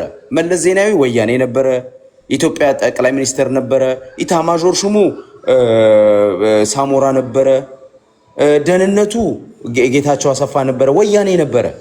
እነዚህ ነበሩ ኢትዮጵያን ሲያሾሩ የነበሩት። ኢትዮጵያ ውስጥ ፖሊሲ አንድ ጊዜ ሚውት አድርግልኝ። ኢትዮጵያ ውስጥ ፖሊሲ ሲወጣ ከመለስ ዜናዊ ከአቦይ ስብሃት ከቲፒኤልፎች ነበር ወደ ታች። እዛው እንድጠይቅህ እኮ ነው ፍቃድ ያልሰጠኝ እኮ። አንተ አሁን እየመሩ ያሉት ኦሮሞዎች ናቸው ብለህ ነው የምታምነው? አሁን እየመሩ ያሉት ግልጽ ላድርግልህ፣ የኦሮሞ አሁን እየመሩ ያሉት ኦሮሞዎች ናቸው ነው። እቺ መልስ አጭር መልስ መልስልኝ። በደንብ አድርጌ ነው መልስልህ። ከኦሮሞ ህዝብ ተወልጃለሁ። መወለድ ነው ይድንኬ እኔ አያገባኝም። ከመወለድ ጋር እኮ ያገናኝ። አዳምጠኝ። እኔ ደግሞ እየመራ ያለው የኦሮሞ መንግስት ነው ብለህ ታምናለህ? አጭር አዳምጠኝ። የትግራይ መንግስት ነው አልኩህ። አሁን እኔ አላልኩም አልክ እንጂ ቲፒኤልኤፍ እኮ ነው እያልክ ያለው። ለ27 ዓመት ቲፒኤልኤፍ ነው ያስተዳድረን እያልክ አይደል? አሁን ለምን አንተ ቆይ ዝም ብለህ? እኔ አሁን ዝም ብዬ ነው የሰማው አይደል እኮ። ጥያቄ ነው የጠየኩህ። ግልጽ እንድታረግልኝ ነው የምፈልገው። እኔ እሱን ግልጽ እንድታረግልኝ ነው የምፈልገው እኮ። ግልጽ እንዳረግልህ ማይክን ዝጋ። ዋው ቲፒኤልኤፍ ነው ኢትዮጵያን ዝጋውና ግልጽ ጎበዝ። ቤቴሌም እንደ አንቺ እንደዛ እንዲነግረኝ ነው ቤቴሌም። አንድ ጊዜ ቤቴ እንደ አንቺ እንደዛ እንዲነግረኝ። እኔ በቀጥታ የምነግርህ 27 ዓመት ኢትዮጵያን ያስተዳደረው ቲፒኤልኤፍ የረገጠው የገዛው። ስለዚህ አሁን እየመራ ያለው የኦሮሞ መንግስት ነው። እናንተ ምትሉ አዳምጠኝ። እኔ ልንገርህ ለምን መሰለኝ አንድ ብሔር በላይነት እኔ ልንገርህ ቆይ የሚያንጸባርቅ ዘረኛ መንግስት እንድነግረኝ ነው። አንቺን እኮ እንደዚህ ያስማማናል። አሁን ይሄ የቤት እኔ ጠየቀኝ። ትክክለኛ የተናገረች እኔ ልመልስልህ። ቆይ አሁን ያለው መንግስት አንድ ቤት እኮ በመድኃኒዓለም ቤት አንድ ሚውት አድርጊው። ቆይ እሱ ይፈልገው እኔ ይኸውልህ ሸገር፣ አሁን ያለው የኦሮሞ ህዝብ መንግስት አይደለም። አሁን ያለው አብይ አህመድ፣ ሽመልስ አብዲሳ፣ አዳነች አበቤ ግን ኦሮሞዎች ናቸው። የኦፒዲዮ መንግስት ነው ያለው። የኦሮሞ ብልጽግና የበላይ ነው ኢትዮጵያ ውስጥ። ትናንት ቲፒኤልኤፍ ነበር የበላይ ሆነው። ትግሬዎች ተሰባስበው የትግራይ ህዝብ አይደለም መመለ ትግሬዎች ተሰባስበው ኢትዮጵያን ዘርፈዋል፣ ረግጠዋል፣ በዘር ከፋፍለዋል። እነዚህ ቲፒኤልኤፍ ይባላሉ። የትግራይ ህዝብ ግን አለ እንዳልከው የኦሮሞ ህዝብ ነው እየመራ ነው ብለን የምታምነው አይደለም። ኦፒዲዮ የሚባሉ ኦኬ፣ የስጋው ነገር ይዞ ነው የስጋው ነገር ይዞኝ ነው በለኝ እንጂ አሁን እየመሩ ያሉት እኮ ታዲያ ብሔሬ ኦሮሞ ነው አልከኝ እኮ አይደል? ምንድን ነው? እኔ እኮ ሁለቱንም እየወነጀልኩልህ ነው። አጆሮ ሁለቱን እየወነጀልክልኝ አለ። በበላይነት እየመራ ያለው ማን ነው? ኦፒዲዮ እኮ የኢትዮጵያን ዘረኝነት አማራ ሌሎቹን ብሔር ጨቁኗል ብሎ ፕሮግራም ቀርጾ ሌሎች ብሔር ብሔረሰቦች የአማራ እስረኞች ናቸው ብሎ ብሔሮችን ሲያስተምር የነበረው ቲፒኤልኤፍ ይባላል። ይሄ ድርጅት ነው። እነዚህ ደግሞ አዳምጠኝ። ቆይ ልነግርህ እኮ ነው። ቆይ ልንገርህ። ይሄ ከትግራይ የወጣ ድርጅት ነው እንጂ የትግራይ ህዝብ በሙሉ ነው ማለት አይደለም። የትግራይ ህዝብ ነው በሙሉ ብለን አላልንም። የትግራይ ህዝብ ጠላት ነው አላልንም። አንተ ነው እንጂ ከዚህ በላይ ምን ትላለህ? ቲፒኤልኤፍ እኮ ከትግራይ ተወክሎ እኮ ነው የወጣው አይደል? ይምጣ ይወከላ፣ ምን አገባኝ። ስለዚህ አንተ ከትግራይ ህዝብ ተወግና አዲስ ታይም የኦሮሞ ብልጽግና ነው። የአማራ የኦሮሞ ህዝብ ማለት ነው። ኦኬ ቴንክ ዩ የኦሮሞ ብልጽግና ትናንትናም ቲፒኤልኤፍ አሁን እንደፈለግ ቲፒኤልኤፍ ብትል ምንም አይመስለኝም። በቃ ይሄን ነው መስማማት። ቲፒኤልኤፍ ኤግዛክትሊ ያልኩት እንደዛ ነው። ምን ሆነሃል? ሸገር አዲስ ታይምስ መስመራቸውና በተራቸው ማን ነው? እሺ ኦኬ ኤኒዌይስ የኔ ተራ ነው። ቴንክ ዩ ወነጆራችን ብዙ ሰምቷል። ባይ ዘ ዌይ ከቤተልሔም ዳኛቸው ጋር በጣም ብዙ ልዩነት አለኝ። ግን ቤተልሔም ዳኛቸው የሸገሩ ጁንታ በነገረች የጋራችን የአማራ አቋም ነው በሙሉ ኦኬ። ያለፈው 27 ዓመት በነበረ ወንጀል ለህዋት ነው የምናስረክበው፣ ለድርጅቱ ለትግራይ ህዝብ እያልን አይደለም። አንተ የትግራይ ህዝብ ካልክ እሱ የራስህ ምርጫ ነው። እኛ ግን ህዋት ራሱን የቻለ የፖለቲካ መዋቅር ነው። የትግራይ ህዝብ ደግሞ 4-5 ሚሊዮን ይሁን ራሱን የቻለ ነፃ አእምሮ አስቦ መምረጥ የሚችል ህዝብ ነው ብለን የምናምነው። ከዚህ ያለፉት 27 ዓመት በነበረው ከደህንነት ሚኒስቴሩ ከመከላከያ ሁሉም የሀገሪቱን መዋቅር ስልጣን በሙሉ የተቆጣጠረው የህዋት የፖሊት ቢሮ በበላይነት የሚመራው ነው። ይሄ ላውራችሁ ላሞኛችሁ ካላልከን በስተቀር ሌላ ምንም እናደርግ አንችልም። ነገር ግን 27 ዓመት በመጣው በደል በአማራ ህዝብ የተበደልኩት የሚለው ላይ እያንዳንዱ የትግራይ ገበሬ ነው ያን በደል የፈጸመብን የሚል የደነቆረ አማራ የለም በዚህ ዘመን። ህዋት ግን አዎ አድርጎብናል፣ ምንም ጥያቄ ነው። እዚህ እኔ ከሃይማኖትም ሆነ ከቤተልሔም ጋር በብዙ ሀሳብ ብለያይም በዚህ ግን ሁሉም አማራ ግልጽ የሆነ አቋም አለው። ይህንን ኮምፕሮማይዝ የሚያደርግ የአማራ ብሔር ተወላጅ አልተፈጠረም። ህዋት 27 ዓመት ምንም አላደረገኝም የሚል አንድ አማራ ታመጣልኝም። ሌላ ያነሳው ፖይንት ላይ በፖይንት እንመጣለን ስል ምናል ካራ መሬት ተብሎ የሄዱ ሰዎች ምናልከን ፋኖን አንቀበልም ብሎ ነው ከፕሪቶሪያ እንዴ የሀራ መሬት እኮ የሚባል አሁን እኮ ጽምዶ የሚባለው ህዋት ፋኖ እኮ መባል የተጀመረው እኮ ይሄን 4 ወር 5 ወር ነው። ሀራ የሚባለው ስብስብ ቡድን እኮ ከአንድ ዓመት በፊት እኮ ወደ አፋር እኮ የገቡት ለምንድን ነበር?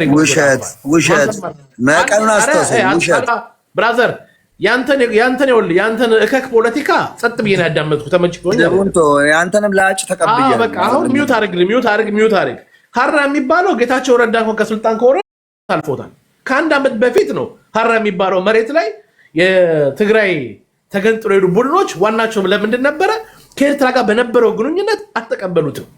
ምክንያቱም ራሱ ጀነራል ጻድቃን እንደነገረን ሪሰርች ባደረግንበት በትግራይ ላይ በትግራይ ምሁር የተረጋገጠ በእጃችን በሰነድ ያለው 80% ትግራይ ውስጥ የተፈጠረ ወንጀል በሙሉ የኤርትራ ሰራዊ ወይ ደግሞ የኤርትራ ህዝባዊ ግንባር ህግደፍ ነው የሚወስደው። 80% የትግራይ ሴቶች በትግራይ ክልል የተደፈሩት በኤርትራ ኃይሎች ነው። የትግራይ እናትና የትግራይ ሴት ህፃን ልጆች ሲደፍር የነበረው በተለይ ስንተኛው ግንባር ነው አላውቅም። የኤርትራ ሰራዊት ውስጥ ኤችአይቪ ያላቸው ሰራዊቶች ለብቻቸው አንድ ብርጌድ ነው የሚያስቀምጧቸው። እነሱን ሁሉ በትነው በትግራይ ህዝብ ላይ ሴቶች ላይ ሲደፍሩና ሲያሸማቅቁ የነበረው የትግራይን ህዝብ ንብረት ገንጥሎ አስመራ ሲወርስ የነበረው የትግራይን ህዝብ መቀመቁ ሲያስገባው እንዳለ የትግራይን አመራሮች ከመቃብር በታች ያስቀመጠው ሻዕቢያ ይህንንማ ተሸክመው የሚዞር ትግራዊ የለም ብሎ ነው ያፈነገጡት እንጂ ፋኖ አማራ የምትለው ነገር አሁን የመጣ ታሪክ ነው። ማንን ነው የምታሙኝን? እዚህ ጠንቅቀን እኮ ፖለቲካውን እኮ እናውቃለን እኮ ቋንቋችሁን እኮ ጠንቅቀን እንሰማዋለን፣ እናዳምጣለን። እናንተን ከመከታተል ውጭ ለምን አማራጭ አለን እኛ? ልክ እናንተ እንደምትቀ ስለዚህ ይህንን የመሰለ ራሶች የፖለቲካ አመራሮች የትግራይ ሊቶች ወጥቶ በሚናገሩበት ሰዓት የትግራይ ክልል ስልጣን ላይ ሁሉ የነበራቸው ሰዎች ከኤርትራ ጋር ተቀባይነት የለውም እያሉ ይሄ ጽምዶ ፋኖ ህዋት ገለመኔ ከመምጣቱ በፊት የሚነበር። ስለዚህ የትግራይ ዘሎት የተካፈለበት ምክንያት በአማራ ፋኖ ምክንያትና በፕሪቶሪያ ስምምነት ሳይሆን ሻዕቢያን ተሸክሜ ካልመጣው ከሻዕቢያ ውጪ ወደ ውጪ የሚል 1 ሚሊዮን የትግራይ ህዝብ ተገደለ የሚለው የፖለቲካ ፕሮፓጋንዳ ነው ብሎ ያስቀመጣል። ደብረጽዮን ገብረ ሚካኤል ይባላል፣ ዘመነ ካሴ አይባልም፣ ምሬ ወዳጆ አይባልም፣ ሀብቴ ወልድ አይባልም፣ መከታው ማሞ አይባልም። እኛም ጥያቄያችን ይሄ ነው። 1 ሚሊዮን የትግራይ ተውጦበት ለፖለቲካ ዓላማ ብቻ ሲባል እንዴት ደም ከልብ ያደርጋል? ይሄ ቡድን ስብስብ ነው መሰረታዊ ጥያቄያችን። ኮስ 16 እና 15 ዓመታቸው ነው የትግራይ ወጣቱ ልጆች በኤርትራ በኩል እያስወጡ የናህረሰብ የነሄሚቲ ዳጋሎ ብሉና ያለ እንደ ቅጠል እያስረገፈ ያለው ቲፒኤልኤፍ የሚባል ቡድን እንዴ ለራሱ ማህበረሰብ የሚያስብ ከሆነማ ከዚህ ቡድን ጋር እንዴት እንቆማለን ነው ያለው። ምክንያቱም አንድ አማራ ታመጣልኝም። ዘመነ የጎጃምን አማራ ወደ ሱዳን ልኮ፣ ምሬ የቤት አማራን አማራ ወደ ሱዳን ልኮ፣ ሀብቴ የጎንደርን አማራ፣ መከተው የሸዋን አማራ ልኮ ሱዳን ላይ የማንም መጫወቻና እንደ ቅጠል እንዲረግፍ ያደረጉት ህዝብ የለም። ስለዚህ እኛ ጥያቄያችን መሰረታዊ ለራሱ ህዝብ የማያስብ ቡድን እኔ ከትግራይ ህዝብ ጋር ሰላም እፈልጋለሁ አሏችን። ከትግራይ ህዝብ ጋር መጠናዊ ህዝባዊ ግንኙነት ማንም አማራ አይጠላም። ሄደን ከቲፒኤልኤፍ ከሚባለው ቡድን ጋር ግን የራሱን ማህበረሰብ አሳልፎ እየሰጠ ለሱዳን የሱዳን መጫወቻ እያደረገ የ15 እና 16 ዓመት ህፃን ልጆች ለአቅመ አዳም ያልደረሱትን ገንዘብ እየተቀበለ ባናታቸው ላይ ለየትኛው ትግራይ ህዝብ ነው የምታወራው? ለየትኛው ቲፒኤልኤፍ ነው የምታወራው? ወይስ እኔ ማላውቀው ከደብረጽዮን ውጭ ቲፒኤልኤፍ ካለ ኢንትሮዲውስ አድርጉን። እዚህ ይሄ ወሮ በላ ቡድን ትግራይ ይሄ ቲፒኤልኤፍ የሚባለው ለራሱ ማህበረሰብ ያልበቃ የራሱን ማህበረሰብ በምሬትና በለቅሶ ያሳዘ ቡድን ከዚህ ቡድን ጋር እንዴት ብለን ነው እኛ የምንቆመው? እንደ አማራ ነው እኛ ጥያቄ እንጂ ከትግራይ ህዝብ ጋር ጥላቻ የኖረው አማራ የህዝብ ጥላቻ የለበት። ባይዘው አማራ ከየትኛው ማህበረሰብ ጋር ከክልሉ ውጭ የሚኖር ከየትኛው ማህበረሰብ ጋር ተዋዶ ተፋቅሮ የሚኖር ነው።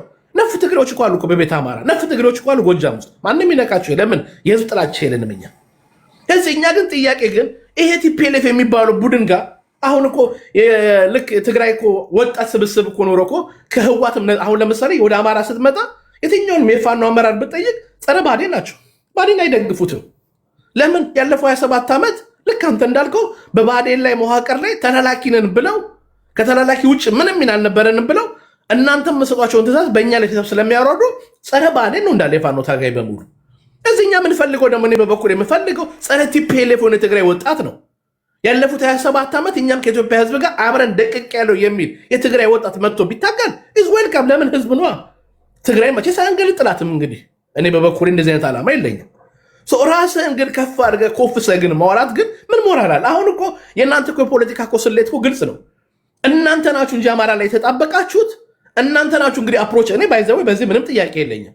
ህዋት ከራሷ ጥቅም አኳያ ጋር ኢንትሮዲውስ አደረገች፣ አቋሟን በግልጽ ተናግራለች፣ ፍላጎቷን ተናግራለች። እኔን የሚከተለኝ አለ የሚል ካለ ይምጣ ብላለች። አሁን የሄደው የሚከተለው ሌላ ቡድን ነው። ነገር ግን የአማራ ኤሊትም በለው የአማራ ፖለቲከኛም በለው የአማራ ፋኖ በለው መስመራችን እኛ ወደ አዲስ አበባ የሚወስደን መንገድ ወደ ትግራይ አይደለም የሚወስደን። ምንም ከትግራይ ጋር የለንም እኛ። እናንተም ለእኛ እንቅፋት መሆናችሁ። ነገር ግን እናንተ ግን በነበረው ጦርነት ታውቃላችሁ። ሻቢያና ከአብይ አህመድ ብልጽግና የበለጠ ለእናንተ ወገብ ዛላችሁን የበጠሳችሁ የኤርትራ ህዝባዊ ግንባርና የአማራ ፋኖ እንደሆነ ታውቃላችሁ። የበጠሳችሁ የኤርትራ ህዝባዊ ግንባርና የአማራ ፋኖ እንደሆነ ታውቃላችሁ። ወደፊት ስትሄድ የኤርትራ ህዝባዊ አናትን በመዶሻ እየመታ ነበረ። ወደኛ ስትመጣ ደግሞ በጥይት እየተቀበልን ነበር። ስለዚህ ለኤርትራ ህዝባዊ ግንባር ተንበርካኪ ከመሆን ውጪ ያንን ሁሉ ወንጀል ፈጽሞ ለኤርትራ ህዝባዊ ግንባር እጅን ሰጠ ሙርኮኛ ሆነ 1 ሚሊዮን ህዝብ ጄኖሳይድ አልፈጸመም ብለ ወጥ አድርገህ ምላስ ላይ መተ እንዲሁም ከአማራ ህዝብ ጋር ስታወራ እየተሸጠለት ከማውራትና ለምነ ከማለፍ በስተቀር ውጪ ምንም ምርጫ የለም። ዳኒ አሁን ይሄ ፕሮዳክቲቭ አይደለም። ለምን መሰለህ አሁን የትግራይ ማለቁ ነው። እኔ አሁን የትግራይ ህዝብ ማለቁ እኔ እኮ ስማ እኔ ጨርስ ብዬ ነው እንጂ መልሳለን ደርሰን ችግር የለውም። እንደፈለገ ነገር እንደዚህ አይነት ድንክ ቦርጫ መኔ ላይ ሊላጥ አይችልም። እኔ በደንብ አድርጌ እሱቶ ልጨርስ ለሰሊጥህ ነው የምትሯሯጠው ለህዝቡ አዝናር ምንም ችግር የለም። ለሰሊጤ ትቀልዳለህ። አዲስ አበባ አትገባም አልኩህ አይደለም። ከአንገት በላይ ጉራ ዝም ብለህ አትጉር። አዲስ አበባ አትገባም የተባልከው ተረጋጋ። ቆይ አንዴ ሚዩት አድርገው ብራዘር። በዚያ ሪስፔክት እያደረገ ህዝብ ሲያወራ ምንድን ነው? ተከባብረን ሸገር አንተ አሁን እኔ እኮ አክብሬው እያወራሁ አንተ እኮ እኔን ነው ማክበር። አንደኛ ማይክን መክፈት የለብህም። አንደኛ እሱ በእሱ ሀሳቡን ይጨርስ፣ ችግር የለም። ልንገር አዲስ እኔ ዓላማ የነበረው ዲቤት ላደርግ የመጣሁት ከቤተልሔም ዳኛቸው ጋር ከሃይማኖት ጋር ከሄሊ ጋር ባለው በኮንሴፕት ሀሳብ ነው እንጂ እኔ ፈጽሞ በእንደዚህ ጉዳይ ልወያይ እሱ ነው የጋበዘኝ። እኔ ከዓላማ ውጭ ያስወጣኝ እሱ ነው እንዴ። ቤተልሔም ዳኛቸውና ሃይማኖትን ትቼ እንደ አማራ በልኩ በወርዱ እንዳነጋግረው የጋበዘኝ እሱ በሰጠው ስቴትመንት ነው እንጂ እኔ እዚህ ጋር ለመወግት የመጣሁት ቤተልሔምን ዳኛቸው ሃይማኖትን ዛሬ አማራ ናቸው፣ በልዩነት ተማመናል። ግን በመስመራዊ ኮዝ ግን ኮምፕሮማይዝ የሚያደርግ የለም። ሃይማኖት ላልመቸው እችላለሁ፣ ቤቴ ላልመቻ ትችላለሁ።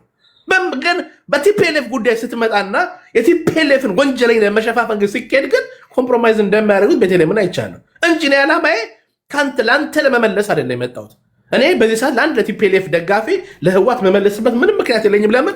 ክብር ምስጋና ለእግዚአብሔር ወንድሞቼ እየመለሱሉ ነው። ከሱዳን መሬት ጀምሮ እስከ ወልቃይት በሚገባ ቋንቋ እያነጠፉ ነው ያሉት ማለት ነው። እድሜ ይርዘም የዳጋለው የሚት ይዳጋለው በዚህ ሰዓት ወዳጃችን ዳጋለው ከኛ ጋር ሆኖ ከተከዜ ዘብ ጋር ሆኖ ሱዳን ምድር ላይ ያለውን አርሚ ሰባ በሚገባው ቋንቋ እንደ ቅጠል እያረገፈ ነው ያለው። ስለዚህ እኔ ንግግር የለኝም ከእናንተ ጋር። ከነ ቤተልሔም ዳኛቸው ጋር ተመቻቹ፣ መብታችሁ ነው። ይሄ ፖለቲካ ዲሞክራሲ ነው። እኔ ደግሞ በራሴ ቴሪቶሪ ላይ በራሴ መሬት ላይ በቀጠና ዋና ኮምፕሮማይዝ በማድረገው ነገር ላይ እንዳልከኛ ስንነጋር ኦፍኮርስ እኔ አማራው እኔ በጌ ምድሩ ሰው ጎጃሚው ሸዋየው መጥቶ ካላረሰው ማን መጥቶ ሊያርሱ ነው? ከተከዜ ማዶ ያለው ትግሬ መጥቶ ሊያርሱ ነው እንዴ? እኛን ባለ አባቶች ልጆች እኮ ለምን ትገረማለህ? ሰሊጥና ጤፍ ካላረሱ ምን አርሼ ልብላ ታዲያ? እዚህ ሰሊጥ ነጋዴ የምትባለው ኮድ እኛ ጋር አትሰራም። ሰሊጣችን ተጠቅመን ወርቃችንን ተጠቅመን የቀጠና ኃይሎች ጋር ካሉት ከነ ዳጋሎ ጋር ኔትወርክ ፈጥረን በጊቭ ኤንድ ቴክ ፖሊሲያችን በሙሉ አንተን ረመጥ አድርገን በዛ ማሩ እንዳትመጣ እያደረግን ነው። ስለዛ ስኬታማ ስራ ነው ማወራው ነው እንጂ እኔ ዘመነ ካሴ በዚህ ወጣ፣ ሀብቴ በዚህ ወጣ፣ መከታው በዚህ ወጣ የሚለው ነገር እሱን ኔቨር ጊቭ አፕ አሉ እነ ቤተልሔም አሉ በደንብ ይመልሱላል። በወልቃይት ምድር ላይ ግን እንዳትመጣ አድርጌ ያለው በደንብ አድርጌ አልቡርሃን ይዘህ ስትመጣ ሄሚቲን ይዤ መጥቼልህ አጥፈጥብህ ያለው እዛ ጋር ለምን በክንዳችን መውራት ስላለብ ለምን አርሚ ሰበብ ላይ ያስቀመጥከው እዛ ጋር ለትግራይ ህዝብ ነፃ ለመታገል ሳይሆን በበጌ ምድር አማራ ላይ ጄኖሳይድ ለመፈጸም ያሰበውን ቡድን በሚገባው ቋንቋ እየመታውልህ ነው። ባይዘው ኮሎኔሎች ረግፈውልሃል። ከተቻለ ለቤተሰቦቻቸው እንኳን መርዶ ስጧቸው። እዚህ ጋር መጥተህ አታለቅልቁብን ብዙ እና ይሄን ለማለት የፈለጉት አዲስ ታይምስ በጣም አመሰግናለሁ።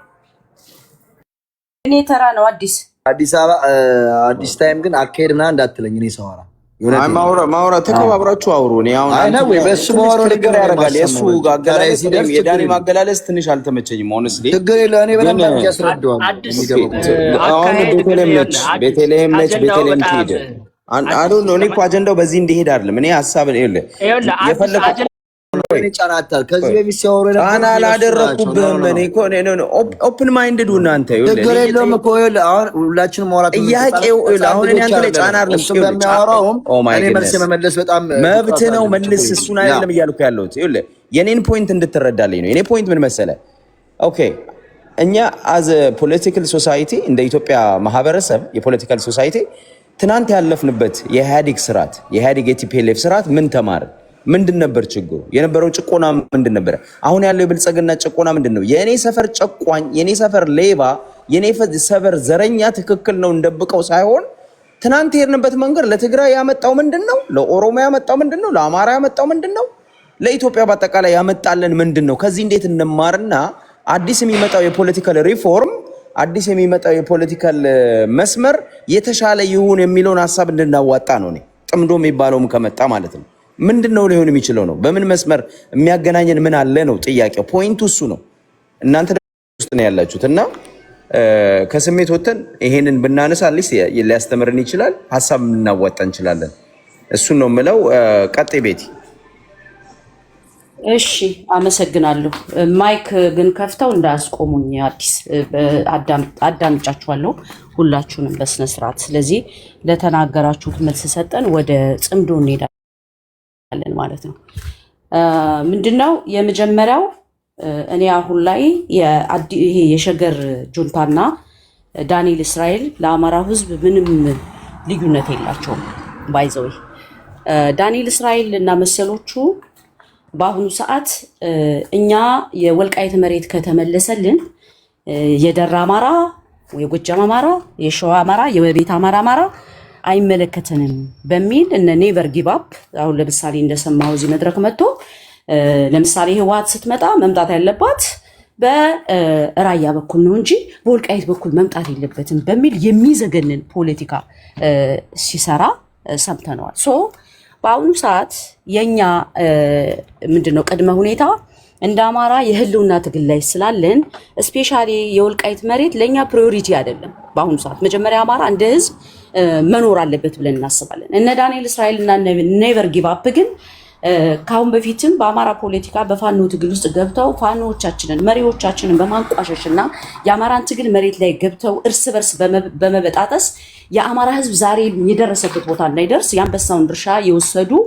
ሰዎች ናቸው። ምክንያቱም እነሱ የሚፈልጉት ስለ አማራ ህዝብ አማራ ነኝ ብሎ ዳንኤል እስራኤል አፉን ሞልቶ ሲናገር ወይ ኔቨር ጊቭ አፕ እኔ በጣም ይዘገነነኛል። ስለሚሞተው አማራ አንድ ቀን ጮሆ የማያውቁ ወልቃይት ከተመለሰ ኮሎኔል ደመቀ የተባለ ባንዳን አዝለን እኛ የሌላው አማራ ሞት ለኛ ምንም ሲጫወቱ የነበሩ ሰዎች ናቸው። ሶ አሁን እኔ ሸገር ጁንታ የተናገረውና ዳንኤል እስራኤልም ሆኖ ኔቨር ጊቭ አፕ የተናገሩ ተመሳሳይ እሳቤ ያላቸውና ጠላቶች ናቸው። ይሄንን ቀይ መስመሬ ነው። ዳኔ ማነህ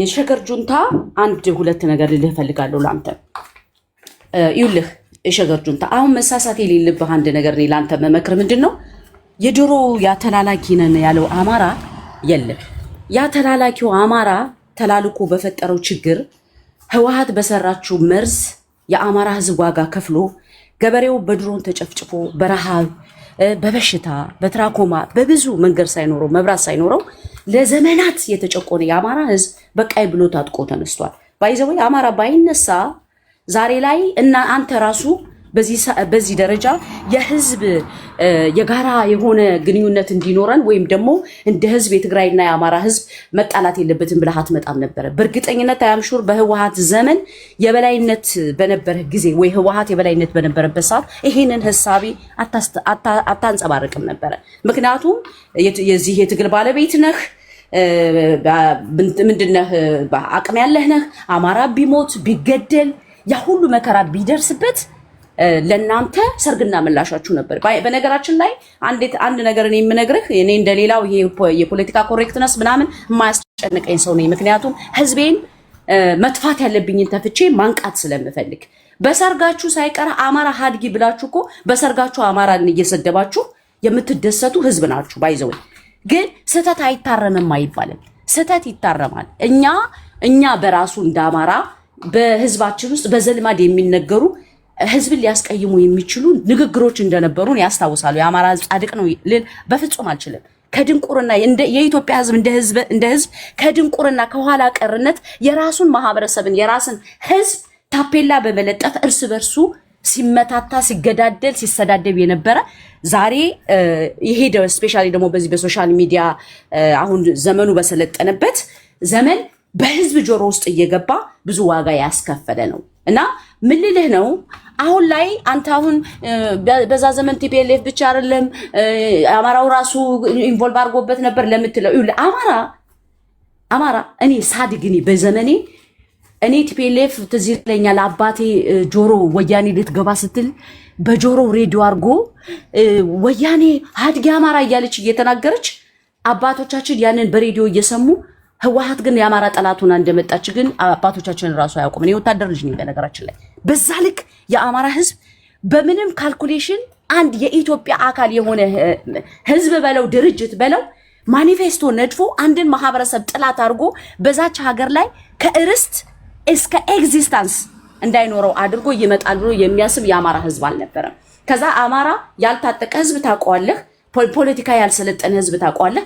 ህወሓት ገብታ ደግሞ የደሃ ልጅ ምንም በልቶ የማያውቅ አቧራ ላይ ቡን ያለ ኮረኮንች ላይ የሚተኛ የአማራ ተወላጅ ነኝ የሚለውን አምጥታ ጥሩ አልጋ ላይና ጥሩ መኪና ስትሰጠው ለሱ ያችን ጥሩ መኪናና ጥሩ አልጋ ለማጣት ሲል የራሱን ህዝብ እየጨፈጨፈ እንዳገኘው ተሻገር ተመስገን ጥሩነ ሰንበዲ የአማራ ብሔርተኛ የአማራ ተወላጅ የምትላቸው በአዴኖች አማራን ለዘመናት አብረው ሲያስጨፈጭፉ ኖሩ። ዛሬ ግን የአማራ ትግል በአማራ ምሁራንና ቆራጥ ልጅ እንደ ህዝብ ልንገርህ አይደለም እንደ ህዝብ ዛሬ የአማራ ህፃን ታች ያለው የአማራ ህፃን የኮባ ጥይት ገዝቶ እኔ ፋኖ ነኝ እያለ የሚፎክርበት ዘመን ደርሷል። ስለ ቁጥር ምናምን ትላለህ እንዴ? ቁጥር ምን ያደርጋል? ያልተደራጀ ትላለህ እንዴ? እንደውም አማራ የሚያስፈራው በዚህ ቁጥሩ በዚህ ብዛቱ እንደ ህዝብ በመገፋቱና እንደ ህዝብ በመገደሉ ሲነሳ ሲታጠቅ ማለት ነው ምድር አይችለውም። እኔ በጣም ነው የምፈራው። እንደውም ፖለቲካው ኢትዮጵያ ውስጥ ሼፕ መደረግ አለበት ብዬ የማስበው የአማራ ህዝብ በደረሰበት በዚህ ዘመን በአይኑ እናቱ ስትገደል አባቱ ሲታረድ እህቱ ስትደፈር ያየ የአማራ ህዝብ ነገ ጠዋት አይ የፖለቲካ ችግር ነው ምናምንቴ ብለህ ብትለው ጆሮው ጥጥ ነው በአይኑ ያየውን ስለሆነ የሚያምነው። ዛሬ ነው መስተካከል አለበት ብለን የምናምነው። ስታስተካክለው ግን አሁን እዚህ ቦታ መጣ የሸገር ጁንታ እንደተናገርከው በኩልነት ገበሬው ነው መወሰን ያለበት በወልቃይት ዙሪያ ምናምን። ገበሬው የወልቃይት ገበሬና የትግራይ ገበሬ መወሰን ቢኖርበት ኖሮ በ1983 እኮ መለስ ዜናዊ ህገ መንግስት ቀርጾ የወልቃይት መሬት የትግራይ ነው፣ የራያ መሬት የትግራይ ነው፣ የጎጃም 47% መሬት መተከል ምንድነው የጉሙዝ ነው፣ የሸዋ መሬት 80% የሸዋ መሬት የኦሮሞ አርጎ ባልሰጠብን ነበረ። ሌላው እኛ ሀገር በመገንጠል አንታወቅም ብለህ ስትናገር ሰምቻለሁ። ሀገር በመገንጠል የመጀመሪያዋ ኢትዮጵያ የመጀመሪያዋ ጫፏ የተገነጠለችው በህወሓት ዘመን ነው።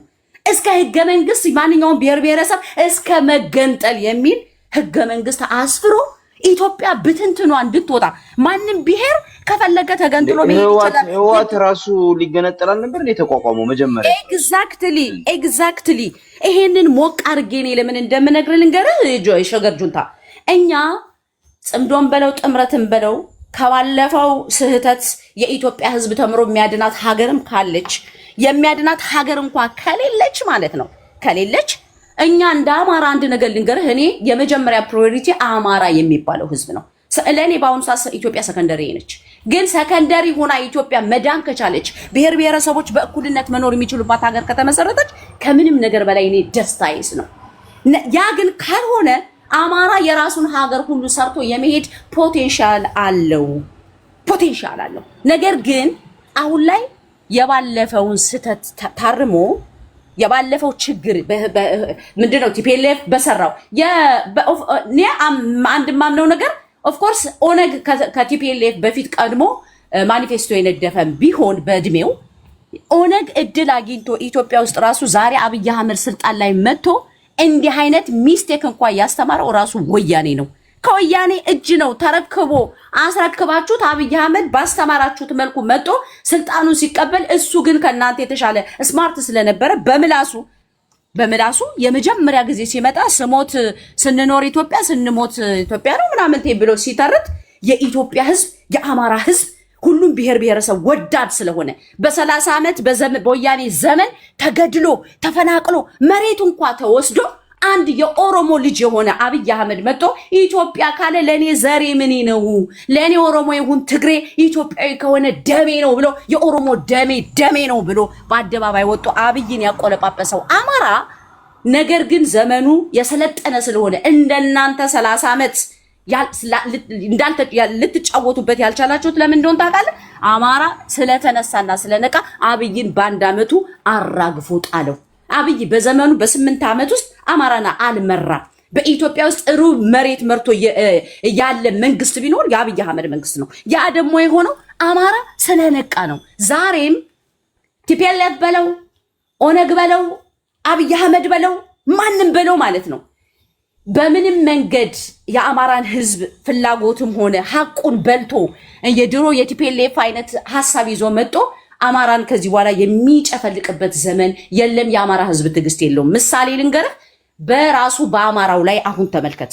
ደመቀ ዘውዱ የተባለ ሰውዬ ወልቃይትን ከያዘን እኛ ስለ አማራው ትግል የፋኖ ትግል ምን አገባን ብሎ ስለ አራግፈን ነው ይጣል ነው አራግፈን ጥለ ነው ዛሬ የደመቀ ዘውዱ ልጆች እየመጡ እዚህ ቤት የሚንበጫበጩት ያሉት ያ ፖለቲካ ምን ያክል ምክንያቱም አስበውን አልመውትም አያውቁም። ዘመኑ ምን ያክል ጨካኝና የአማራ ህዝብ ምን ያህል እንደነቃ ማሳያ ነው። ሌላው አዲስ ታይምስ የጎጃም ጎጠኞች በሚል ስትናገር ሰምቼ ነበርና ስትነካ፣ ስትሰደብ፣ ስትንቋሸሽ፣ ስትሰደድ የበቀሉት ሁሉ ይሙቱ የበቀሉት ሁሉ ይጥፉ ተብሎ በጎጃም ህዝብ ላይ ሲፈረጅ እንደውም የጎጃም ህዝብ በጣም ትግስተኛ ነው። ባይዘው እኔ ጎጃም ስለተወለድኩ ምናምን አይደለም። እኔ በጣም ፍጹም አማራ ነኝ። በነገራችን ላይ የጎጥ ነገር አሁን አብዛኛው ሰው ጎጠኛ ናት ቤቲ ምናምን ሊል ይችላል። በምንም ካልኩሌሽን ግን እኔ ልንገራችሁ ከአማራነት ከፍ ሲል እኔ ኢትዮጵያዊ ነኝ። በልቤ ግን አማራ የነገሰ በልቤ አማራን ያነገስኩ ሴት ነኝ። እኔ በምንም ካልኩሌሽን ጎጃሜ፣ ጎንደሬ፣ ሸዋዬ ምናምን ስለተባለ አማራም እንደማይድንም ይሄ ኋላ ቀር ፖለቲካ የጥቅሙ ለሌላ እንደሆነና የአማራን ህዝብ ያን ገበሬው ደሃው ያ ምስኪኑ የአማራ ህዝቤ በአራቱም አቅጣጫ ያለው የአማራ ህዝቤ በእንዲህ አይነት የተበላሸ ፖለቲካ ምን ያክል እንደተጎዳ ስለማቅ ፍጹም አማራ ነኝ። እያንዳንዱን በአራቱ አቅጣጫ ያለው ገበሬ ህዝቤ አማራው ህዝቤን እኔ ሙቼ ነው የምወደው። ነገር ግን አንድ ነገር ልንገር፣ ጎጃም ላይ አዲስ ታይምስ ማወቅ ያለብህ የጎጃም አመራሮች ሲወጡ በማንኛውም አቅጣጫ ሲወጡ ሲስተማቲካሊ ተመተዋል። እንደ ህዝብ ቡዳ ከመቃብር ሬሳ ታወጣለህ እየተባለ የጎጃም ህዝብ ዛሬ እንግዲህ እንዳየኸው ነው። መኮንን ሞረዳ ቤት ተከፍተው ጎጃም ነው ሲደበደብ የነበረው። ይህ ሁሉ ሆኖ ግን መሪዎቻችን አንድም ቀን አርበኛ ዘመነ ካሴ ከአማራ ውጪ ሌሎችም የጎጃም አመራሮች አንድ ቀን ከአማራ ውጪ ዝቅ ሳይሉ ይህንን መከራ ተሸክመው እዚህ ደርሰዋል። እኛ እንደ ሰው እኮ ልንበሳጭ እንችላለን። ምክንያቱም የተወለድንበት ምድር ነው። ማንም ሰው ማለት ነው። አንተ የሆነ ጊዜ ላይ ኦሮሞ እያልን እኮ ስንት ስንል እንኳን የኦሮሞ ደምህ እኮ አናዶክ ለምን ኦሮሞ ይነካል ብለህ የሄድክበት ርቀት አለ። ይሄ ተፈጥሯዊ ነው። አዲስ ታይምስ። ከዛ በተረፈ ግን እኔ ልንገርህ የጎጃም አካባቢ ተወላጆች ጎጠኛ ሆነው የሌላውን ማህበረሰብ ሲስተማቲካሊ ከአመራር እስከ ህዝብ ድረስ ቤት ከፍተው እከሌ ተሳድቧል ብለህ አምጣልኝ። በፖለቲካ ግን ወንድሞቻቸው ሲገፉ ህዝብ እንደ ህዝብ ሲሰደብ እሱም እንደውም በጣም ከብዙ አመት በኋላ አይነኬ ነክቶ ከዛ በኋላ ግን የሚመልሰው አጣ። የግድ ህዝባችንን መሪዎቻችንን ፕሮቴክት ማድረግ ስለነበረብን ዛትስ ዋይ ዛሬ መሪዎቻችን የህዝባቸውን ድጋፍ ስላገኙ የአማራንም ትግል እንደ ህዝብም እንደ መሪም ከፍ ብሎ የመጡት ይሄ ተፈጥሯዊ ነው። ከዛ በተረፈ የጎጃም ህዝብ ጎጠኛ ስለሆነ ከኔ ጀምሮ አይደለም የጎጃም ጎጠኛ ብለህ ብዙ ጊዜ ስትናገር ስሰማ ሐዲስ ያናድደኛል። እኔ እውነቱን ይሄንን እያወቀው ማለት ነው። ዛሬ እንኳን ማየት ትችላለህ። ዛሬ እንኳን ጽምዶ የሚባለው ፖለቲካ ወይም የጥምረት የሚባለው ፖለቲካ ካለ እንኳን የአፋብን አደረጃጀቱ ሰብሳቢው አርበኛ ዘመነ ካሴም ቢሆን ከአራቱም አቅጣጫ ያሉ አመራሮች ያሉበት ነው። እንዴ የጎንደር ፋኖች እኮ ያሉበት ነው። የጽምዶ ፖለቲካ እውን ሆኖ በይፋ ከወጣ የጎንደር ፋኖች ፈርመውበት ነው። ታውቃለህ? አዲስ ታይምስ ይሄ እኮ ሀቅ እኮ ነው። ከአፋብን ውስጥ እኮ የጎንደር ፋኖች በይፋ ወጥተናል ብሎ እኮ መግለጫ የሰጠ አንድም የጎንደር ፋኖ የለም። ወጥተናል በግለሰብ ደረጃ ማመልከቻ እየጻፉ ማናቸው የተወሰኑ ሰዎች ማመልከቻ እየጻፉ ምንድነው ተቃውመናል ምናምን ብለው ቢሉ እንደ ድርጅት ግን የጎንደር ፋኖች ዛሬ ሀቁን የሚያውቁ ሀቀኛ የአማራ የጎንደር የነቁ የጎንደሬዎች ግን በዚህ ኢትዮጵያዊ በሆነ ጥምር ውስጥ ራሳቸው ኢንቮልቭ ያደረጉበትና ነገም ጉዳዩ በይፋ ሲወጣ በራሳቸው ፈቃደኝነት ጭምር የሚሆን ነው። ጎጃሚው ተነጥሎ ሻየው ተነጥሎ የሚሰደብበት ወይ ቤት አማራ ወይ ምናምንቴው ተነጥሎ የሚሰደብበት አይደለም። ስለዚህ አማራ ዛሬ ላይ አንደኛ ይሄ ጥምር የሚባለው አመጣጡ እንደውም አማራ የሚመሰገንበት ነው። ምክንያቱም አማራ ሀገር አፍራሽ አይደለም። ሀገር አፍራሽ ባለመሆኑ ነው ዛሬ አማራ እኮ ከብሔር ብሔረሰቦች ጋር ጠረጴዛ ቁጭ ብለን ተመካክረን በየድርሻችን ሽግግር መንግስትን ፈጠሩ ምንም ፈጠሩ ኢትዮጵያን የምናድን በጋራ እንኑር ብሎ አማራ ይሄንን እንኳን መፍጠሩ ሊመሰገን የሚችልበት ነው። ማንኛውም አሁን እነ ዳንኤል እስራኤል ኔቨር ጊቭ አፕ ኢትዮጵያ እንወዳለን የምትሉ ሰው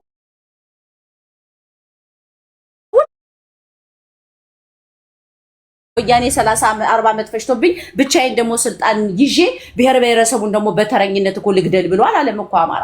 ኑ ብሔር ብሔረሰቦች በጋራ እንሁንና መፍትሄ ፈጥረን የጋራ የሆነ ህገ መንግስት ቀርጸን በወርዳችን በልካችን በእያንዳንዳችን የሚገባንን ይዘን ሀገርን መስረት ወይ ክልልም ፈርሶም ሊሆን ይችላል። በነገራችን ላይ በሚያስፈልግን መስረት ብሎ አማራ ነው የመጣው። ኢትዮጵያኒስቶች እያልሽ ስትሰድቢኝ የነበረ እኮ አባቴ ይኸውልህ አንተ ያንተ ኢትዮጵያኒስት እኮ ጎንደር ነች እኮ። ከጎንደር ውጭ አንተ ኢትዮጵያ አለ እንዴ? እስክንድር ነጋ ኢትዮጵያኒስት እያላችሁ ስትሰድቡት የነበረው ስማ፣ ያንተ ኢትዮጵያ ጎንደር እስክንድርን እኔ በነገር ላይ እስክንድርን እንድንሰድበውና ብዙ ነገር እስራኤል ሚውት አርግ ዳንኤል ሚውት አርግ ልጨርስ። እናንተ ኢትዮጵያኖች የምትባሉት እስክንድር ነጋን ራሱ መጠቀሚያ ነው ያደረከው። እስክንድርን ይዤ ኢትዮጵያ በሚል ካባ የወልቃይትን ጥያቄ ከተመለሰልኝ ጎንደር እንደ ጎንደር ብቻ በአማራን ወክላ እኛ የበላይ የንጉስ የምናምንቴ ልጅ ሁነን ከቀጠልን ሌላው አማራ የባሪያ ልጅ ነው አፈር ይብላ ብለህ ፈርደህበት ማለት ነው። በአማራ ላይ የተጫወታችሁ እናንተ ጸረ አማሮች ናቸው። ቲፒኤልኤፍ በለው ኦነግ በለው አብይ ዳንኤል ልጨርስ ቻለው ነው የምልህ ቻለው ልጨርስ። እውነቱ ይሄ ስለሆነ እውነቱ ይቺ ሀቋ ይቺ ስለሆነች ነው የምልህ። ሌላው ሁለተኛ ነገር ምንድነው? በአሁን ላይ እኛ የወልቃይት ጉዳይ ለኛ ሰከንደሪ ነው። ኔቨር ጊቭ አፕ። ለምሳሌ ወልቃይት ላይ አብይ ባለፈው የዛሬ 2 ሳምንት የወልቃይት ጉዳይ በሪፈረንደም የሚመለስ እንጂ ማንም ዘርፎ የሚወስደው አይደለም ብሏል። ወልቃይት ላይ የተቀመጠ ተከዜ ዘበለው መከላከያ በለው ምናምን በለው የተቀመጠው በአብይ ቁጥጥር ስር ነው። ኤኒ ታይም ማንሳት ከፈለገ ያነሷል። ኤኒ ታይም ባንድ ድሮን ሊጨፍልቀውም ካለ ይጨፈልቀዋል። ኤኒ ታይም ፈቅዶ ህወሓትን ላስገባ ካለ ባንድ ጀንበር ህወሓትን ወልቃይት ላይ ያስገባል። በአብይ እጅ ነው ያለው፣ በእናንተ ቁጥጥር ስር አይደለም ያለው። ይሄ ሀቅ ነው። ያማ ቢሆን ኑሮ በአደባባይ ወጦ በሪፈረንደም ነው እንጂ ወልቃይት የምንመልስ ወልቃይት የጎንደር አይደለም ብሎ በይፋ ሲናገር ወጣ አብይን ስትቃወመው እንሰማ ነበር። ልመና ላይ ነው ያለው። እኛ ደግሞ እንላለን የአማራ ርስት የወልቃይትም ጉዳይ ሆነ የአዲስ አበባ ጉዳይም ሆነ የሌላውም ምልህ ይሄ እንደ ሀገር ምንም ይሁን ምንም ሊመለስ የሚችለው በክንዳችን እንደሆነ ስለምናቅ በክንዳችን ብቻ ነው ተስፋ የምናደርገው። በአዲስ አበባ ጉዳይ ቀደም አንድ እህታችን አጀንዳ አላረጋችሁም ብለሽ ስትይ ነበር።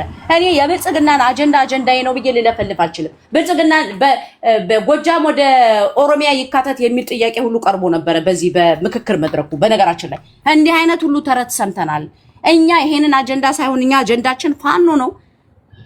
አጀንዳችን ጥምር የሚባለው ኃይል ኢትዮጵያውያኖች ተጣምረው መጣው ይሄንን ብልጽግና የተባለ ኃይል ገልስሰው ሀገሪቷ እንደ ሀገር የምትቆምበት ጭቁን የኢትዮጵያ ሕዝብ አንገቱን ቀና አድርጎ ሊሄድበት የሚችልበት ጊዜ እንዲመጣ ነው። ያን ጊዜ የእያንዳንዱ ኢትዮጵያም ሆነ የአማራም ጥያቄ የሁሉም ብሔር ብሔረሰብ ጥያቄ በተገቢ መልኩ ይመለሳል ብዬ እኔ አምናለሁ። ይሄን የብልጽግና እንትን አልመልሰውም እና ሌላው በህዝብ ቁጥር ተናግሬያለሁ። በአማራ አሊያንስ ተናግሬያለሁ። በኢትዮጵያ መፍረስ በጎጃም ጎጠኛ ተናግሬያለሁ። ስለ ሻለቃ ዳዊት ልሂድ። ማነህ ኔቨር ጊቭ አፕ ሻለቃ ዳዊት ጥምሩን እየተቃወሙት ነው ብለሃል። ሻለቃ ዳዊት ደርግን አምጥተው የመጀመሪያ መሬት ለራሹ በሚል ህግ አውጥተው አማራ የኢትዮጵያኖችን መሬት ወርሷል፣ መሬቶች ለአራሾች መሰጠት አለበት በሚል ዛሬ አብዛኛው ብሔር የኔ ነው የሚለውን መሬት ከአማራን ነጥቀው አማራ ዛሬ ለብዙ ዓመታት ከኃይለ ሥላሴ ግድያ ጀምሮ እስካሁን ድረስ ዋጋ እንዲከፍል ያደረጉት ሻለቃ ዳዊት የተባሉ ሰው ጸረ አማራ ናቸው። ሻለቃ ዳዊት በምንም መንገድ አማራ ጠል ናቸው። አማራ አፍረሽ ናቸው። አማራ የሚያሸንፍ ሲመስላቸው የአማራ ሐቀኛ ፋኖ ሲመጣ በመቃወም አማራ የሚያሸንፍበት አማራ የሚጠቀምበት አንድ ነገር መጣ ከተባለ ወጥተው ይለፈልፋሉ። ግን ምንም እንትን የላቸውም፣ አቅም የሌላቸው በ90 ዓመታቸው አልጋ ላይ ተኝተው ባገኙት አጋጣሚ ትዊተራቸው ላይ የሚለቀልቁ ሰው ናቸው። መሬት ወርደው የሚሰሩት ስራ የለም። መሬት ወርደው በገንዘባቸው ሊያሰማሩት የፈለጉት ፋኖ ነበር፣ አልተሳካላቸውም።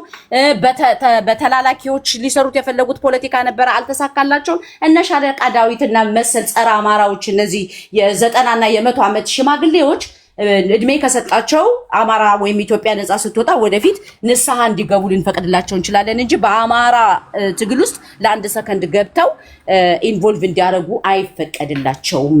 ይሄንን ስነግርህ አንተ አሁን በዚህ ዘመን በዚህ ጄኔሬሽን የሻለቃ ዳዊት እኮ የሸዋ ነገስታትን ያስገደሉ አፄ ኃይለ ሥላሴን እኮ ሽንት ቤት ያስቀበሩ ሻለቃ ዳዊት ናቸው። በመንግስቱ ኃይለማርያምን ይዘው ይሄንን እኮ ቪዲዮ ሲመሰረት እኮ እሳቸው ናቸው ቁጭ ብለው እንትን ያደረጉት። ምን አሁን ታዲያ እናትቃወሚያቸው የአማራ ፋኖ ባይዘው እኔ ይሄንን ሚስጥር መናገር አልፈልግም፣ ግን አሁን አንድ ነገር የአፋብን አመራሮች በጣም ስማርቶች መሆናቸውን እኔ በጣም እንዴት ልንገርህ መሰለህ? እነዚህን ሽማግሌዎች በገንዘባቸው ውጭ ሀገር ተቀምጠው አቅም አለን ብለው ፋኖ መሬት ላይ እየገዙ አላስቀምጠን ያሉ ሽማግሌዎች አፋብን እንደ ድርጅት ሲመሰረት ሽማግሌ ተደርገው ተቀምጠው ነበረ። ኦፍኮርስ ሞራላቸው ከፍ እንዲል ሀሳባቸውን እንዲሰጡ ምናምን ተቀመጡና እዛ ውስጥ ገብተው ግን የልጆቻቸውን አቅም ሲመለከቱት በፍጹም የማይገናኝ መሆኑን ሲያውቁ ሻለቃ ዳዊት እንዲገደል ትዕዛዝ የሰጡበትን ጠበቃ አስረስ ማረዳንቴ በይፋ ወጣው አመስግነዋል። ዩሲ በይፋ ድምጻቸውን ልክፈትልህ እንዴ እኔ ጠበቃው እንዲህ አይነት ሰው ነው ብዬ አላምንም ነበረ። ስንናደድ ሲታገስ ምናምን ብለው በአርበኛ ማነው አስረስ ላይ የተናገሩትን ስትሰማ ምን ያክል እነሱ ከጀነሬሽኑ በብዙ ሺህ ማይል የራቁ መሆናቸውንና ዛሬ ላይ ያለውን አማራ በእነሱ ፕሮፓጋንዳና ሴራ ሰብረው ሊጥሉ እንደማይችሉ ስላወቁ ነው። ሻለቃ ዳዊት በመር ላይ ነው ሻለቃ ዳዊትን የምትቃወሚ? ለምሳሌ አስረስን ሲያደንቁ እያደነቅሻቸው ደግሞ አማራን ሲቃወሙ ጥምዶን ሲቃወሙ ደግሞ የበፊት ታሪካቸውን እያነሳሽ አማራን ሲያጠፉ ነበር ማለቱ ያስኬዳል ወይ? ቆይሽ እሱን የተናገርኩበት ምክንያት ምን አለ መሰልህ? እሱ በአፋብን ውስጥ አለ። ታዲያ ለምን መጡ አለ። ሰውየው እንደዛ ካረጉ አፋብን ለምን አስመጣቸው ስላለ ነው መልስ የሰጠሁት። አዲስ ታይምስ እኔ ላመሰግናቸው በፍጹም አልችልም። እኔ ቂመኛ ነኝ በነገራችን ላይ። እኔ በዚህ በአማራ ትግል ውስጥ በምንም መንገድ ስህተት ሲሰራ ላየሁት ሰው ቂመኛ ሰው አይደለሁም በተፈጥሮ። በአማራ ትግል ውስጥ ግን በሰዎች ላይ ቂም ከያዝኩና አንዴ ከውስጥ ካወጣቸው ማልመለሳቸው ሰዎች መሀል አንዱና ትልቁ ሻለቃ ዳዊት ናቸው። አሁንም በመርህ የምቃወማቸው እሱ አፋብን ውስጥ ነበሩ። ታዲያ አሁን ይሄንን ነው ሪዝን ይዞ የመጣው። እሱ አፋብንን መስርተዋል፣ በአማራ ውስጥ ተቀባይነት አላቸው። በአፋብን ከዛ ገቡ፣ ስብሰባውን ተሳተፉ። በመጨረሻም ሲመለከቱት አቅማቸው ራሱ የማይደርስበት ኃይል እንደተፈጠረ አወቁ።